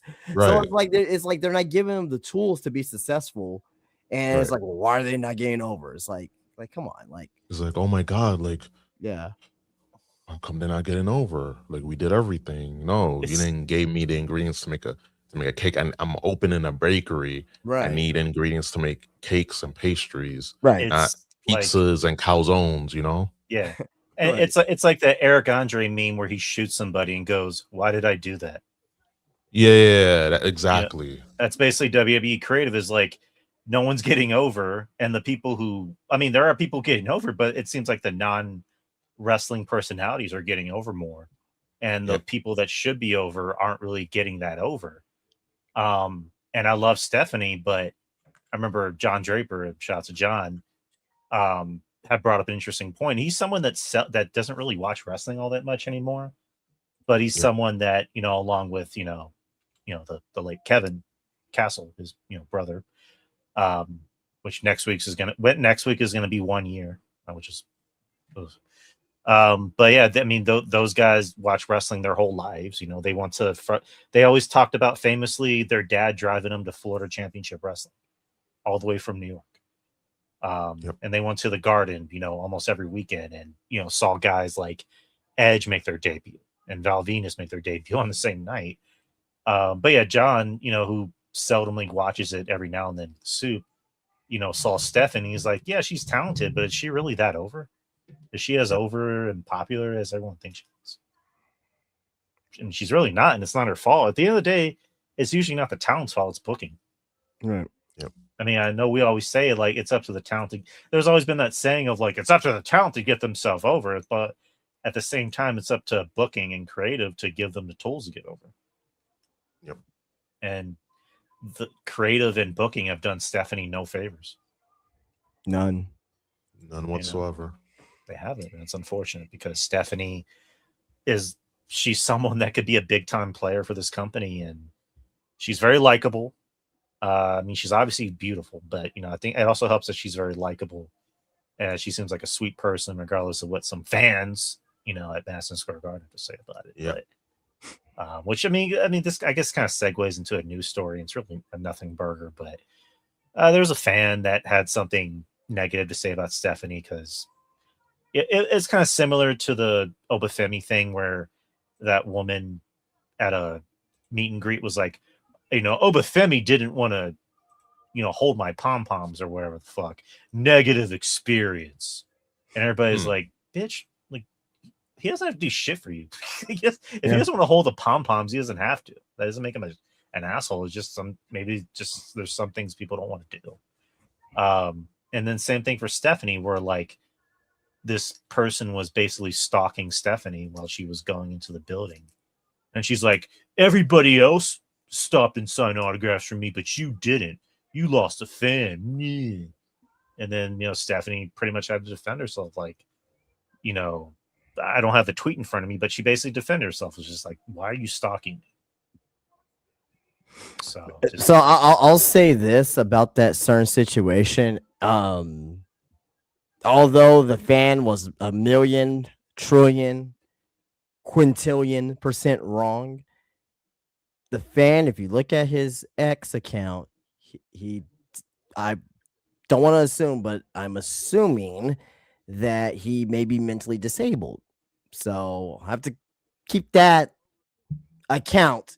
Although still no excuse, but like he may be mentally disabled from what the type of content he puts up and from some of the pictures of the individual. So just have to take that into consideration.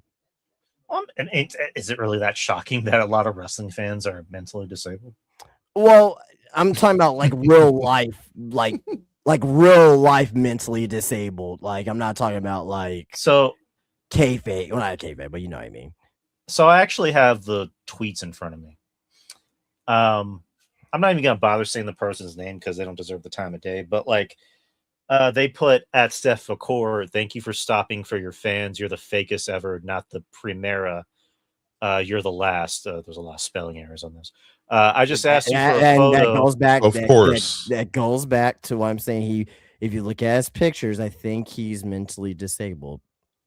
Yeah, I mean, I can't confirm that, but I just from what I'm looking at. So I have to, I just asked for a photo and a autograph. Ant, not and. All the rest of the female wrestlers did it with no problem except you. You was the mean of all. ... Check out my list. ... To which Stephanie requoted the tweet and said, I always stop and I'm very kind to my fans. Yesterday was my birthday and I was honestly having a really bad day. Even so, I politely asked for understanding and many people respected that. But you followed me for a long time saying hurtful things and making me feel uncomfortable. I told you no multiple times and you kept following me and recording. And now you're posting this on social media. It's sad to see people like you call themselves fans. And apparently just now that person took the tweet down. It says this post is from an account that no longer exists. And yeah, it's just, this is going to be one of those things of like, unfortunately, it's a nothing burger, but it's like what happened a few months ago when me and Justin covered this, where there was that whole thing with fans following Rhea, all around the airport into her hotel room. And, being a celebrity, I mean, at the end of the day, like a lot of these wrestlers are considered celebrities, they're in the public eye. And there are certain boundaries that you should never cross. Like if you're at a meet and greet, obviously, or if you're waiting outside a hotel, for the bus to pick you up, that kind of makes sense. But if it's like, I'm going to follow you to your hotel room, I'm going to follow you all around the airport, I'm going to hold out a bunch of fucking merch for you to sign.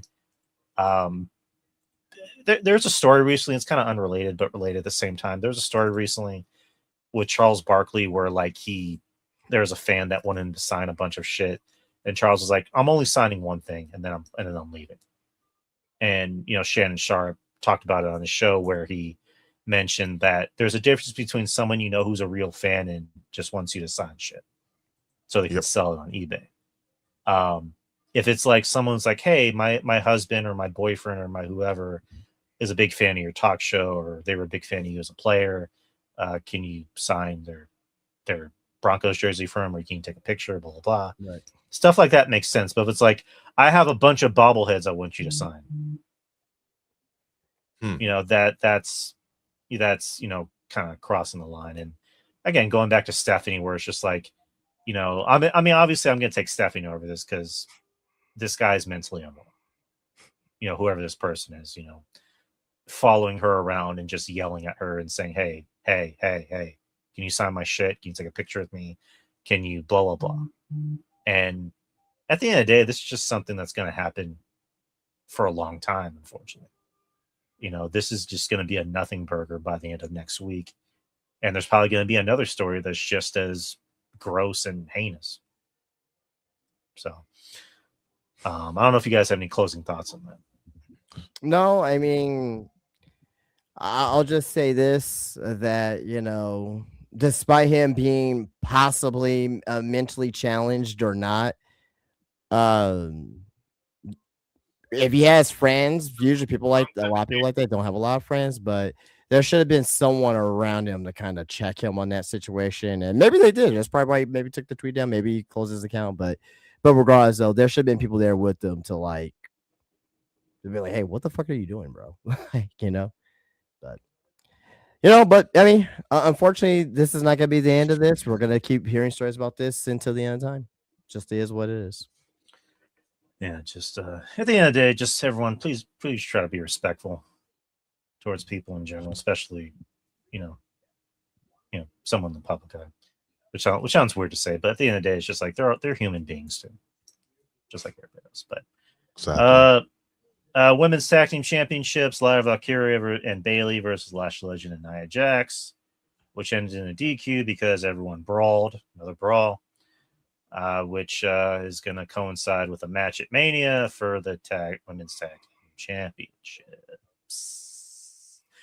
Brock Lesnar came out ready to fight. Came out in his fight gear.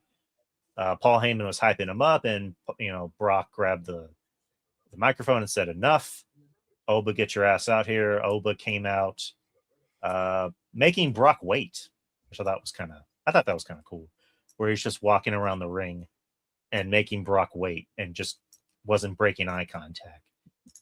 Gets into the ring.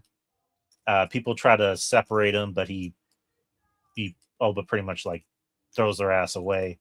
Even shoves Adam Pearce. Gets in the ring, and then Triple H gets in between them both and just says, no fighting.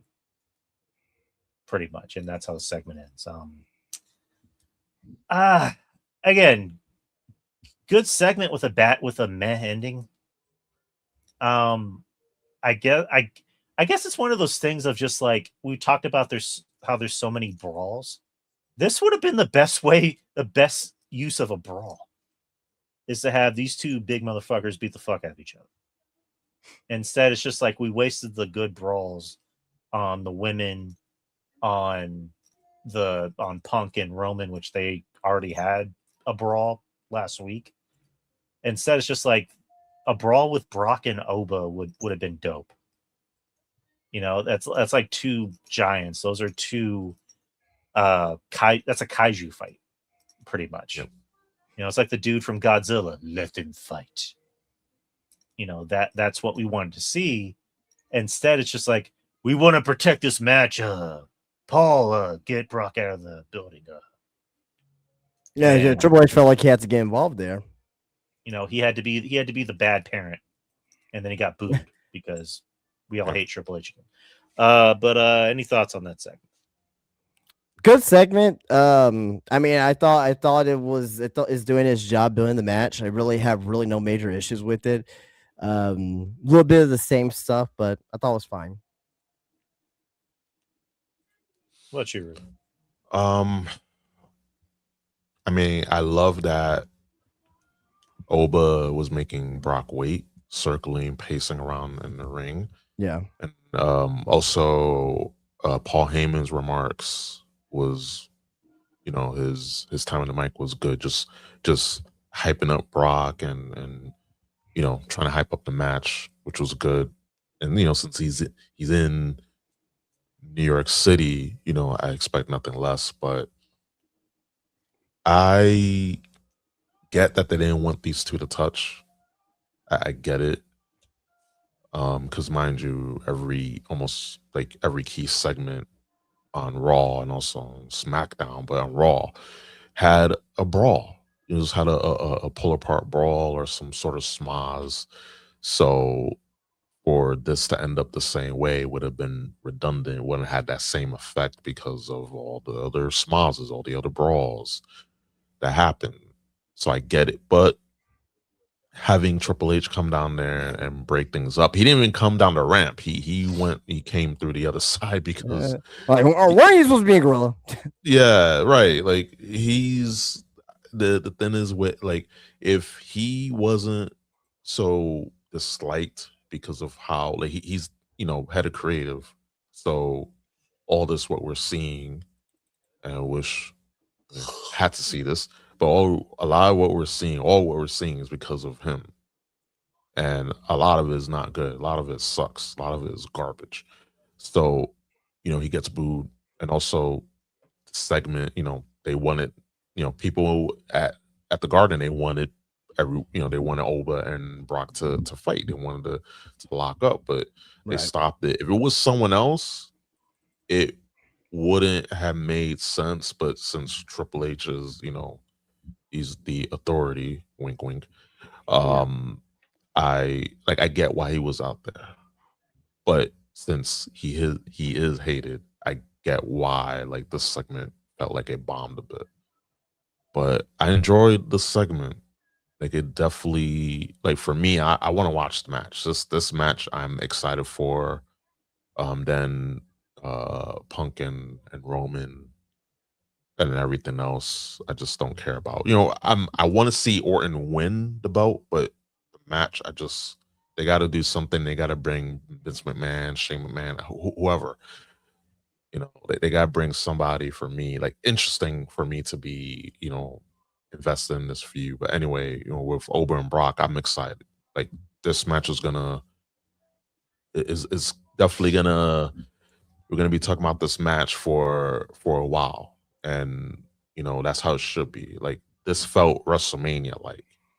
Out of everything we watched so far, this feud feels like a Mania match. This feels Mania worthy. Mm-hmm. Very right.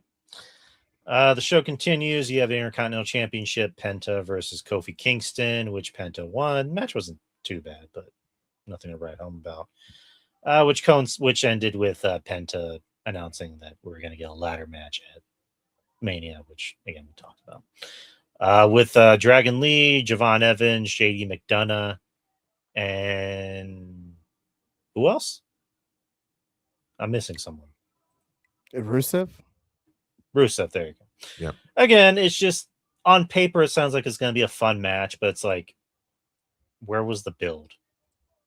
They actually had qualifying matches. I believe that happened on main event. That's what they said, at least. So we're doing the AEW shit. I don't agree with it. I'm just saying that's what. Yeah, that's what happened.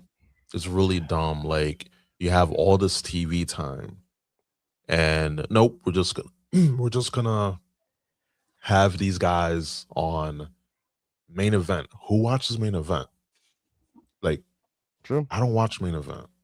You don't watch main event, Justin. You don't watch main event, Drew. A lot of y'all watching right now don't watch main event. So what? Like, this could have been on TV. Could have been booked.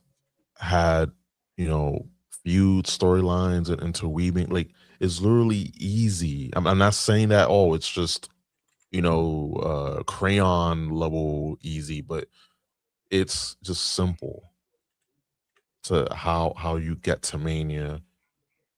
And especially you got a lot of guys that don't have direction. Give them some direction.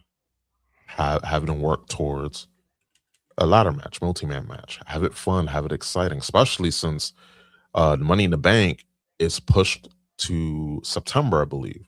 Like I mentioned it early in the show tonight. Like again, it's just right there. It's right there. I guess it don't start. I guess so. The individual who stalked Valkyrie definitely watches main event because of course they do.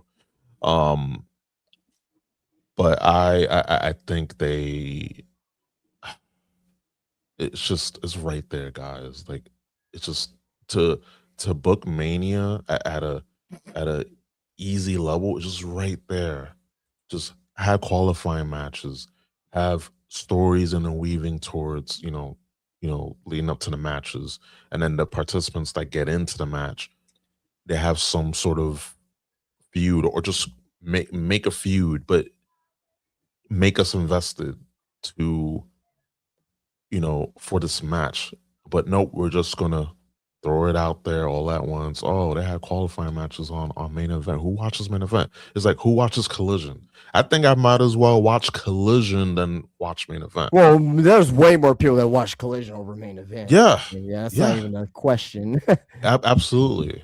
It's right, just, but it's like the thing, whenever there was like AEW Dark or AEW Elevation, and like there'd be storylines on Dynamite where it's like, this took place on AEW Dark. And I remember RJ, would always be like, no one fucking watches Dark.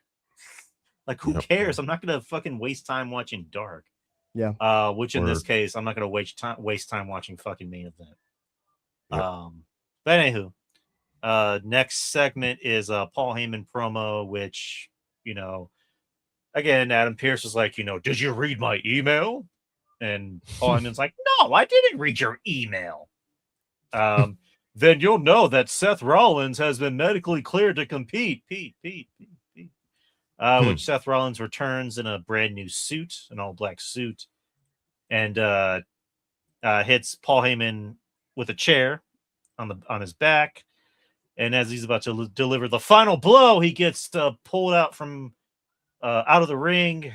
And who is it but Gunther, who chokes him out. And it's funny. I hear Gunther go, stop moving. Like he's choking his ass out. And that's the match. Gunther versus Seth Rollins. Yeah, point at the sign. You got to point at the sign after you choke the living hell out of Seth Rollins. Right. And I guess the reason why he was moving so much because he was expecting Braun Breaker, right? He was expecting Braun Breaker to come out and do the run in, but when he realized it was Gunther, it was like, yo, what the hell? I didn't get notified about this. Like this wasn't in the sheet. Like, what's going on? And then that's probably why, because this doesn't make any sense. Like I was like, wait, what? Yeah. Like, well, and to be fair, Michael Cole, that is, he did spoil that Gunther was gonna appear at Madison Square Garden on Monday night, because last week he said, there's a good possibility for Gunther to return. It's like, yeah, because we haven't seen him in a month. Yeah. Like you have him, and I made that question last week. I was like, we're 3 weeks from WrestleMania. Where the fuck's Gunther? Like, yeah, you have him retire Cena, retire AJ Styles, and then he has a match with Dragon Lee, and then that's it. It's like, and I know the match was supposed to be Rey Mysterio and Gunther, but do we need to see Rey Mysterio? Like, I love Rey Mysterio. Definitely, one of the greats, but why? And then it goes to show that, again, they plan, they book something, they execute it terribly, and then they drop it. Yep. Like, this whole career killer gimmick was dead on the water.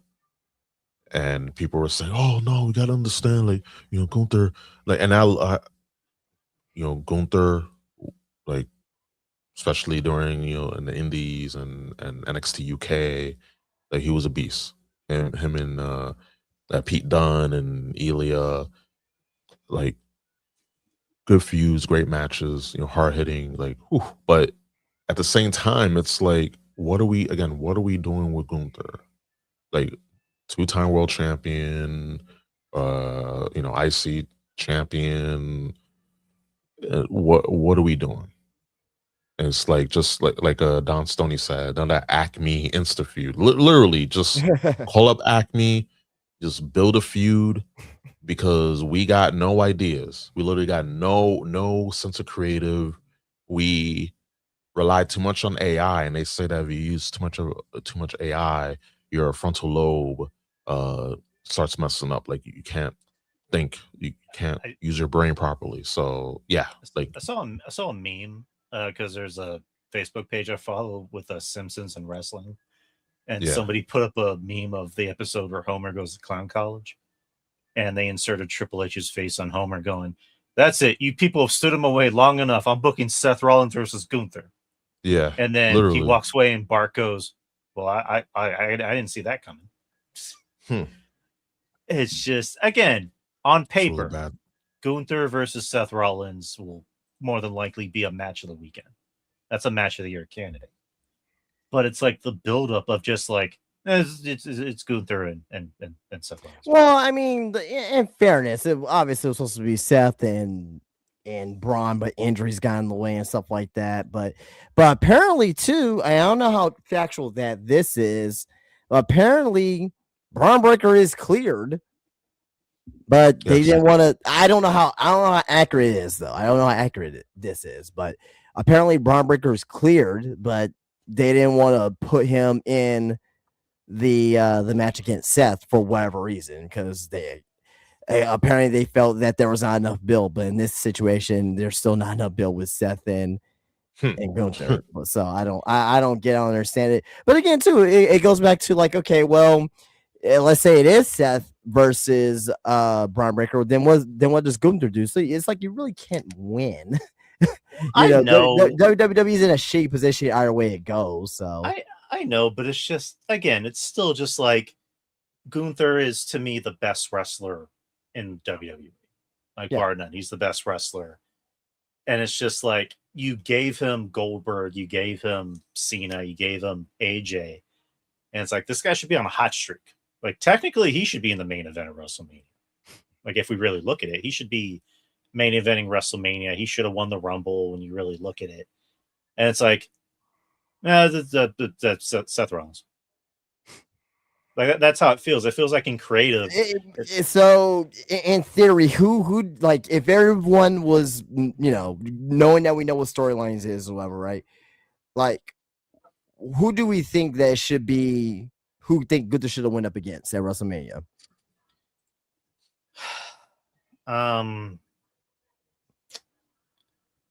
I personally would have liked to see Gunther versus Punk as the main event.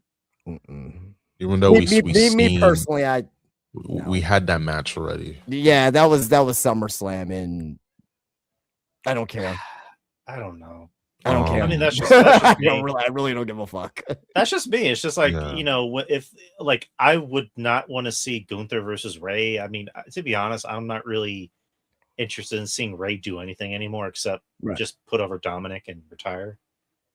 So it's one of those things of just like Justin said, you can't win. Yeah, true. Like, I mean, regardless of who you put Gunther in the ring with, you can't win. I mean, there's gonna be complaints across the board. There's no one that Gunther can go up against right now, with the exception of Lesnar, but Lesnar and Obafemi, that's the right match. Would you be more happy with Obafemi and Lesnar or Gunther versus Lesnar? Oba and Lesnar. Right. So I agree. I will much rather have what we have right now. Then it's like, okay, then what the fuck you do with Gunther? It's like, you're not gonna put him in the Intercontinental title. He's way above that, right? Maybe they could have done Cody versus Gunther somehow. Gunther wins the Rumble, and they could have done something with that. You know what I mean? But like, I don't know. You know what I mean? Well, again, it just goes to the fact that WWE booked themselves into a corner. Yeah. Because they should have had, like, normally you'll have Mania fleshed out months, even a year in advance. Like, by Survivor Series, you already have your Mania matches, like your top Mania matches, and then by the Rumble, you'll have the other matches like fleshed out. And so there's none of this what we're getting on TV every week now. It's just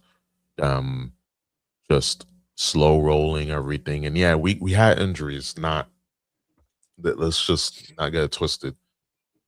We know injuries, that happen. I understand that's a variable, but at the same time, like, you gotta have contingencies. Like, you gotta have a plan, plan B, plan C, break glass in case of emergency. They didn't do it. Yeah. They just thought, oh, just do this, do that. And it's like, you wonder why this doesn't feel like solidified, doesn't feel like Mania, because everything's tacked on. And again, you got to have all your ducks in a row. Like, you had a Gunther in a run of a lifetime, giving him Cena, giving him AJ Styles, and it's like, you don't have nothing else. What are we doing? So that's creative's fault. They screwed the pooch. They didn't have no plan because they just thought, oh, we're just gonna retire Cena, we're gonna retire AJ for the moment, because that's what Triple H does. The moment, title change, brawl, repeat. Just book for moments. They just do these things for the moment. There's really no long-term goal, and that's what you have. This is the result of just meaningless title changes, schmazes, brawls, and just moments, just building up for moments. This is what we have. So, and we're told, oh, just like it. You're going to watch anyway. So fucking just do the Vince McMahon. You don't like what you like. I tell you what I like. Yeah, pretty much. Yeah. So it's like, and of course, there are always going to be fans that are going to just eat it hook, line, and sinker, because I think, oh, this, I'm being told what to like. Like, I don't know what I like. I don't even know what I want for breakfast. They're gonna tell me what to have for breakfast. They're gonna tell me what to like for, in wrestling. Right. And then again, same people sold out the Cody Rhodes bus tour experience. $10,000. Well, $9,950. But it's over 10 grand. And yeah, and then again, this is who we're up against. You're gonna have these loyal fans, or loyal idiots. I mean, again, do what you want with your money, but 10 grand. And then you have all these other like experience packages where you get to meet Taker or that $11,000 package to make pasta. Yeah, I mean, to be fair, I wouldn't spend that. That's cool because it's in Italy and it's like, get that type of thing. Yeah, that's cool. It's just, but it's still ridiculous. But I'm not gonna spend. I'm not gonna spend that much money. I'll probably spend like maybe a few hundred. Right. Like for a whole day, I'll spend like maybe $500-$600. Right. But over a grand or so, no. Hell no. Like you're good with that. I'll just go do something, I could do that non-WWE, not WWE related, and I'll get to keep a lot of my money. So it's like, this is what we're up against. Like, you have people that would just literally get told what to like, what to dislike, what to have for breakfast, which way to wipe their asses, because they don't know any better. And then with this Mania build, we're told we don't have nothing planned. We had nothing solidified. Nothing makes sense. But guess what? You're going to like the taste of it. You're going to swallow it. And you're going to come back for helpings, because there's 2 nights of Mania. God damn it. Yeah, there's 2 nights of Mania. So you're going to come back for more, even though we know. And of course, we're going to watch it. That says a lot about us. But of course, we got to, talk about we got to talk about it on the show. But it's like, again, it's terrible. It's terrible. We gotta sit here and take our lashings like the bad little boys we are. Yep. All right. Io Sky versus Raquel Rodriguez. I don't give a shit, even though I like both women. I didn't care. There was a scare. There was like a that holy shit dive. moment with that dive that EO did. She went to do a dive onto Asuka by ringside, and EO landed like on her neck. Yeah, pretty bad. I hate that. Yeah. I kind of wish wrestlers would tone down on the dives. I mean, it was I mean, she does it like thousands of times. It was a mistake that happened. I mean, like it's then we're asking like them not to do top rope moves anymore. If they slip on the top rope, when they're doing a moonsault, it's like, well, EO does the moves, one of the best moonsaults ever. You know what I mean? Like it can happen. It's wrestling. It's wrestling. It's not ballet. Or earlier, LA Knight slipped when he was making his entrance. So that was kind of fun. That was fun. Timbs. Yeah, he was wearing them Timbs, man. Yeah, like, them he stopped wearing them Timbs. Yeah, that was funny. He slipped, and then the whole time Jimmy is just standing there with his hand out. Yeah. Which I don't have my camera up, but you already know. But yeah. What was I gonna say? Oh yeah. So that happened, and then obviously Asuka and Kyrie came out, which obviously sets up, I guess, a match at Mania. To end the show, you had Roman Reigns come out wearing a jean jacket for some reason, telling everyone to acknowledge him, and then Punk comes out taping up his hands, ready to fight, and then him and Roman get into a brawl to end the show. Another brawl, which ends with Punk power bombing Roman through a table, and that's it. That's how the show ends. After which you saw CM Punk get into it with a Roman fan, telling him, to fuck off. Pretty much, saying this is pro wrestling, not cinema, you fucking idiot. Yeah, that was funny.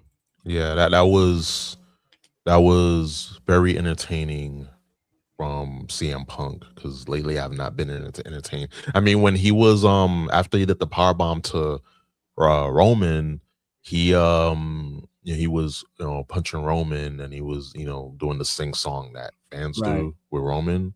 Roman Reigns, and just like hitting him. That was funny. That was funny, but yeah, like this again, just another brawl, and it's like they could have done this so much better. They could have executed this so much better.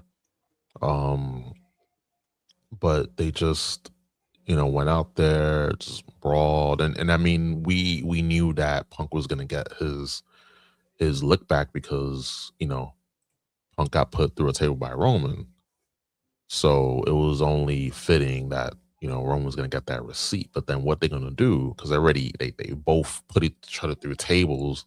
Next thing they got to do is, I don't know, set each other on fire, I guess. I don't know. It's just probably AEW, but, or old school AAA. Triple A. Right, old school way that people were literally setting each other on fire. Yeah. Oof, Jesus Christ. But yeah, it's like I wonder what they're gonna do next Monday. Have Roman come out with a dog collar and put it around Punk's neck and go, "Now you're my bitch." Oh, yeah. Something. Wait, hold on. Let me play it. Now you're my bitch.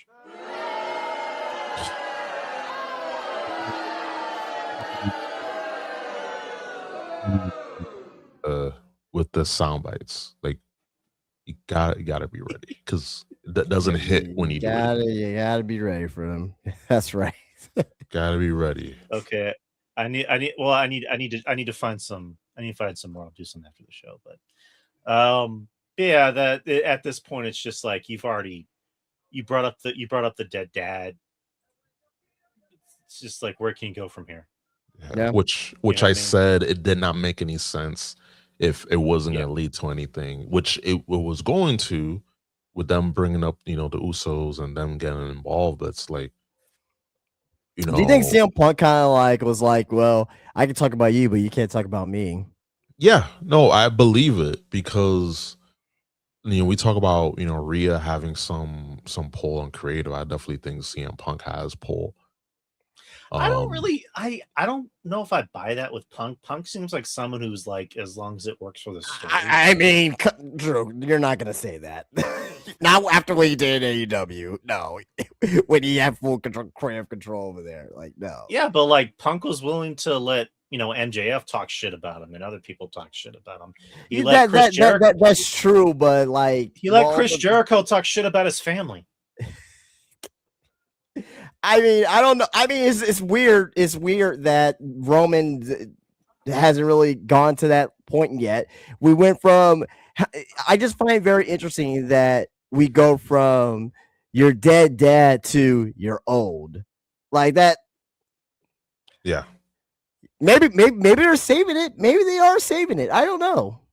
And I may be wrong about this. I can admit I may be wrong, but it just feels kind of like what the fuck? Yeah, I mean, like this story is taking a dramatic turn for not the best. I don't know. Like it's like what I mentioned with Punk is where it's just like this isn't the CM Punkable. This is basically become PG Punk, right? Phil. It's Phil. Yeah, it's Phil Brooks, not CM Punk, not the chick magnet. He's domesticated Phil. Definitely domesticated Phil. With Roman, maybe Roman is like, don't go too far. Like, because maybe Roman's like, don't. That could be that too. No, you could be right. You could be right. Yeah. I don't want to go because like the talk is that the week after the dead dad comment, I guess they wanted to bring up the dog, but Roman said no. That's the talk. And I don't know. Like maybe both guys are like, this is off limits, and this is off limits, and this is off limits, but everything else is fine. Yeah. So I mean, at least bring up Tony Khan. Oh, you choke your former colleague or something. Yeah, like, colleagues. Yeah, something like I don't know. Yeah, like something instead of just you're old, and it's like. Okay, I mean, yes, he is old. We know this. Like, whoop-de-doo, but it's like... And Roman's 40. He's saying... Yeah. I mean, Roman looks good for 40. That this particular WrestleMania with this main event is up there as one of the oldest 2-night main events since the formats began. Yeah. Yeah. Randy's 45. I think he's going to be 46. Cody, I don't think he's 40. I think he's like 30, 37, 38. Right. Roman's 40. Punk is 46 or 47. So it's just like, I don't know. We need to get some young blood. Who's going to be the first younger? And what I mean by that, under the age of 30, say 35. That's going to be in the main event. Braun? Is Braun? He's not 30. He's not. Yeah, Oba too. Yeah, Oba for sure. I would like Oba. Yeah. Yeah, I think Oba's more of a lock. Yep, especially if he does well Trick can at get Mania. there. Yeah, Trick is another one. Well, yeah, I mean, yeah. Javon, if they actually get him into something meaningful, because he's another one that you just keep him. If you just keep him, in the mid card and just wrestling, the New Day, right? And and he's gonna be, in the ladder match at Mania, but they could have done something with Javon and elevated him, like help him. I mean, he's gonna help himself obviously with what he does in the ring and all that, but just have him be out there in a feud, in a story that leads up to something big at Mania. Instead of just having him, feud with the New Day, which ain't gonna go anywhere. Because the New Day's floundering. So it's like, you got Oba, you got Trick, you got Javon, you got Braun. And even though people don't like him, I'd say Logan. But again, he's someone I felt. I'm gonna say this. I don't care. He should have been at least World Heavyweight Champion. Once. I mean, there's still an opportunity, but as of right now, it's kind of like, I'm not really seeing it as of right now, but we'll see what the future holds. Yeah, like he can definitely he's proven that he can go out there, put good matches. He actually gets, being a heel. He actually takes that heat and takes advantage of it rather than trying to be cool. Like, oh no, don't boo him. The cool, like, no, he plays into his strengths, and it helps that he's athletic and he actually look like a wrestler. He's built like a wrestler. Yeah. Like an athlete. So yeah, him, Oba, Trick, Jabon, Braun. I don't know, it's someone else, but those are the 5 or so. Mm-hmm. That was Raw. Let's get into Stand Deliver predictions because we're going over time a little bit. So Stand Deliver is going to be this Saturday, which me and Jeff Flipman, Evil Dose, will be covering. So look for that. April 4th, it'll be in St. Louis, Missouri. I say Missouri. At the Factory at the District.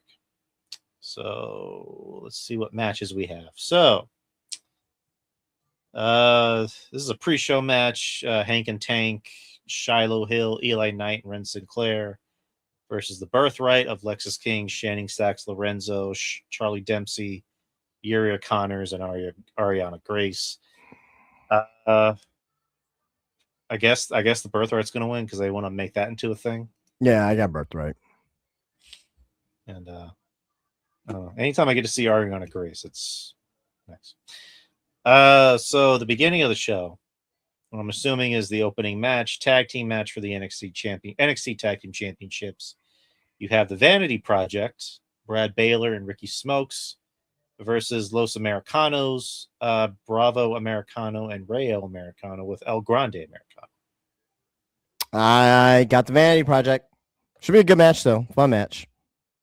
I'll go with Vanity Project as well. So this should be a very good match. Vanity Project I do like. Again, they kind of fit the heel build of they have punchable faces. So that's all you need. Singles match for the NXT North American Championship, Miles Bourne versus Johnny Gargano. Miles Bourne. Obviously Johnny Gargano's not going to have anything to do with WrestleMania, so they're like, hey, let's come put over the new kid, Miles Bourne. All right, that's how it's going to be. Miles Bourne for the win. Was just announced on social media. A triple threat match for the NXT Women's Championship. Jacy Jane, Kendall Gray, and Lola Vice. Okay, I'll go first. I got Kendall Gray winning. I think this is. Jacy. She's been champion. I don't know how much longer she could be champion. She's been doing a good job, but honestly, I don't know how much longer she would be champion. I think Kendall Gray winning here will be a nice fresh restart for the women's division for in NXT. Agreed. Kendall, I think her time is now. Jacy, love her, but can you see her? I can definitely see her. Oh, okay. Jacy, I think her time is up as far as being the head of that women's division. She's done a great job. I love me some Jacy. I've always been a big Jacy fan. I still am. But I just think Kendall is kind of the girl right now to be in charge of that women's division. Right. And Soruka versus Zarya in a singles match. This is weird because the NXT fans, they've been booing Soruka for what reason? I have no fucking clue. Ugh. I don't have any clue. I got Zarya though. I got Zarya winning. I got Zarya too. I think this is going to be a feud that continues into the summer. Yeah. Zarya winning makes sense because Zarya is obviously very talented. It just feels like she came in with a lot of hype, and ever since then, they put her with Soul, and the pairing obviously worked. So I think Soul, she's gonna be fine wherever she ends up as far as on the main roster, because she's talented, she's over, despite what why fans are booing her. I don't get why. But yeah, I think Zarya is gonna win by either being a heel or just beating the shit out of Soul. So we'll see. Soul needs to go to the main roster. Yeah. I agree with that. Yeah, go to SmackDown. They can kind of use the help. Singles match for the NXT North American Women's Championship. Tatum Paxley, the champion, versus Blake Monroe. I got Tatum Paxley. They need to put Blake Monroe on the main roster at this point. She's been too good to be on NXT. I think she knows the WWE system. I won't say pretty well at this point, but well enough at this point. And I think her going to the main roster will be great for any division, really. But yeah, I think it'll be good for her to go up to the main roster and see what she does. Agreed.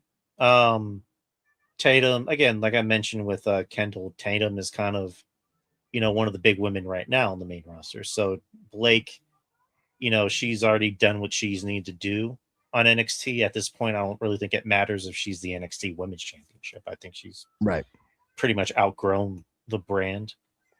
So she really does belong on the main roster. She's way too big for that show. Yeah, she's been ready. She's been ready. Oh yeah. So my girl Tatum's winning. And the main event, you have a fatal 4-way match for the NXT Championship. Joe Hendry, Ricky Sainz, I'm sorry. I have it. Ethan Page and Tony D'Angelo. That's Tony D winning. I see Tony D winning.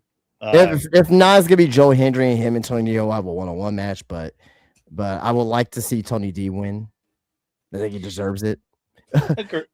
So agreed. I mean, it goes with his storyline of like, I came here to take out Dark State, and he did. And then the second thing was, I'm going after the NXT Championship, and it only makes sense. So, Joe Hendry, I mean, they put the title on him because, obviously Oba left and they wanted to put it on somebody who's at least over. So Joe Hendry's still over. He still gets a reaction. But I think Tony D, I think his character has been interesting since he came back.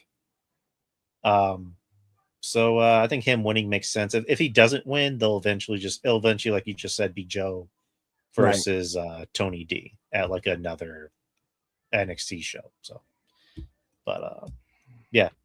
Anywho, that was Stand Deliver. Like I said, it's gonna be this Saturday. It's gonna be me and Jeff Littman, aka Evil Dose, covering the show like we usually do with a lot of the NXT shows.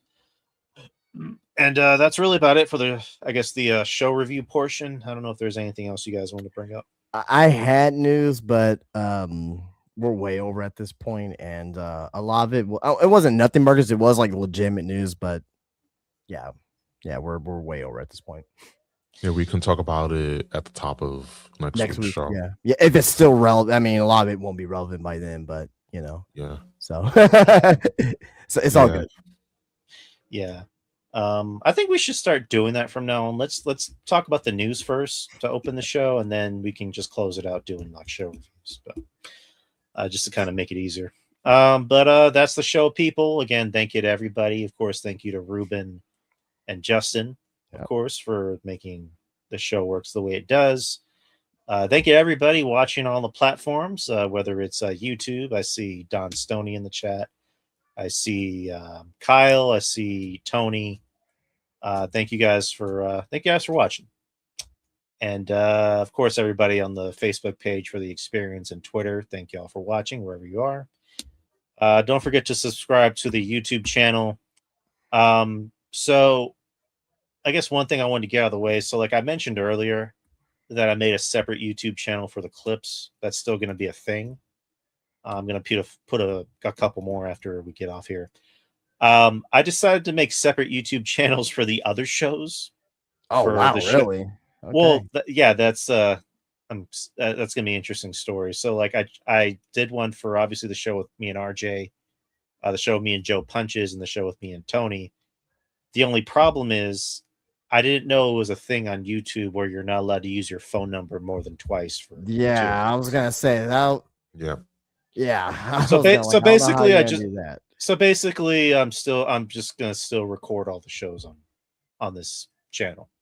So long story short. So yeah, everything's just gonna be on the Experience channel. from minus the Clips channel.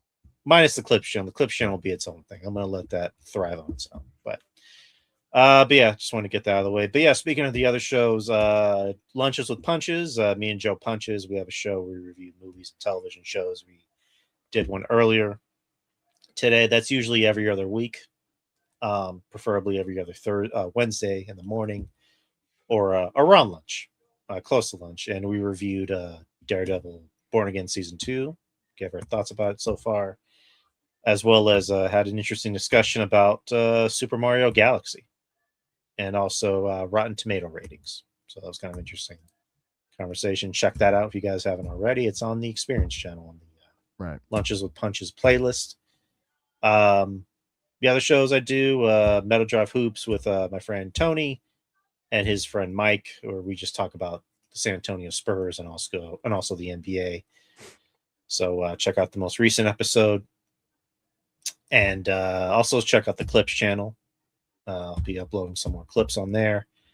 And of course, this, like I mentioned, this Saturday, me and Jeff Lippman, aka Evil Dose, will be doing our NXT Stand Deliver post-show review. So make sure to check out all the shows on there and also sub to the channel. We're at 207 subs for the channel. So let's get those subs up to 300. The goal is 300 now. So, but enough about me, and also DY Experience, Twitter, TikTok, Instagram, blah blah blah blah. But enough about me. Justin, let's talk about Spinebuster Tees. Yeah, of course, Spinebuster Tees, spinebustertees.com. Come and get yourself a t-shirt online, shipped out to you. Takes about a week and a half, get out there to you. Well, thank you for the support for that. You can visit me, Spinebuster Tees, on Instagram. Follow me there.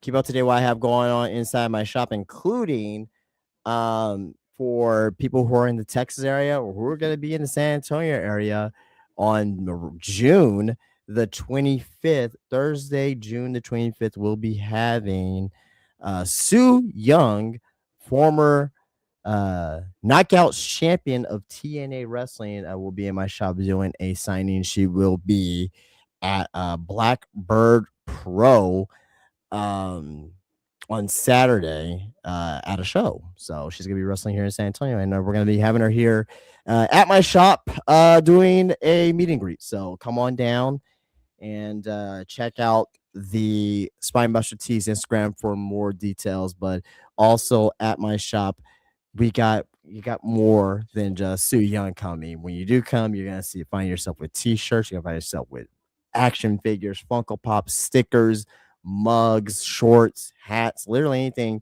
for your pro wrestling needs. But again, that is Spinebuster Tees at the Wonderland of the Americas. Spinebuster Tees on Instagram and spinebustertees.com. Ruben, close us out. Take us home, Ruben. Taking it home. Yes, you can follow me on Twitter. Lord help you at Mr. Ruben Prime. Right. And check me out on Culture Attack on YouTube, Spotify. I did an episode talking about a lot of stuff in gaming, console price increases. What was it? The Pro went up to $900. All the PlayStation consoles and like even the Portal went up in price. Yeah, the base, digital, Pro, all went up. Talk about that. Talk about just not only PS5s but tech in general. And then my comments on the Super Mario Galaxy movie with Fox McCloud being announced for the film. And that's leading towards, I think, a Smash Brothers movie. Yes, I mentioned that too, how it's going to lead up to a MCU style, a Smash Brothers universe, which it's there. That's where they're going, and if they're not, like, they're blind, but they love money. So I'm talking, mentioned that, had a conversation about that, and also my thoughts overall on the build to WrestleMania and how it's just been lackluster and why it's lackluster. I went in a little bit into depth about that. So yeah, it will be up by the end of the week. And yeah, just check me out on Culture Attack on YouTube and Spotify. All right. Don Stoney says, Ruben, drop the links in the chat. Oh, yeah. I will. And we're now at 208 subs, thanks to Don Stoney. So thank you, Don. All right. And then, of course, shout out to all of our friends who do podcasts. Spitball Media has now moved to Wednesdays. They're now at 6:30 p.m. Central Time. Oh, wow. So they're our opening act. I'm playing them now. Just talking shit, but they're a good show. If you're into movies and TV shows and trailers and what have you, check them out. John Draper, Brian, and Shaheen. So check them out. Of course, Wrestling Soup. Can't forget about them, and just everybody else at podcasts. Jeff Littman, and of course Ruben over here has his own life outside the experience. Right. So he has his own shit going on. RJ, of course, and shout out to everybody else, and of course forever shout out to Kevin Castle. We miss you. Absolutely. We miss you, friend.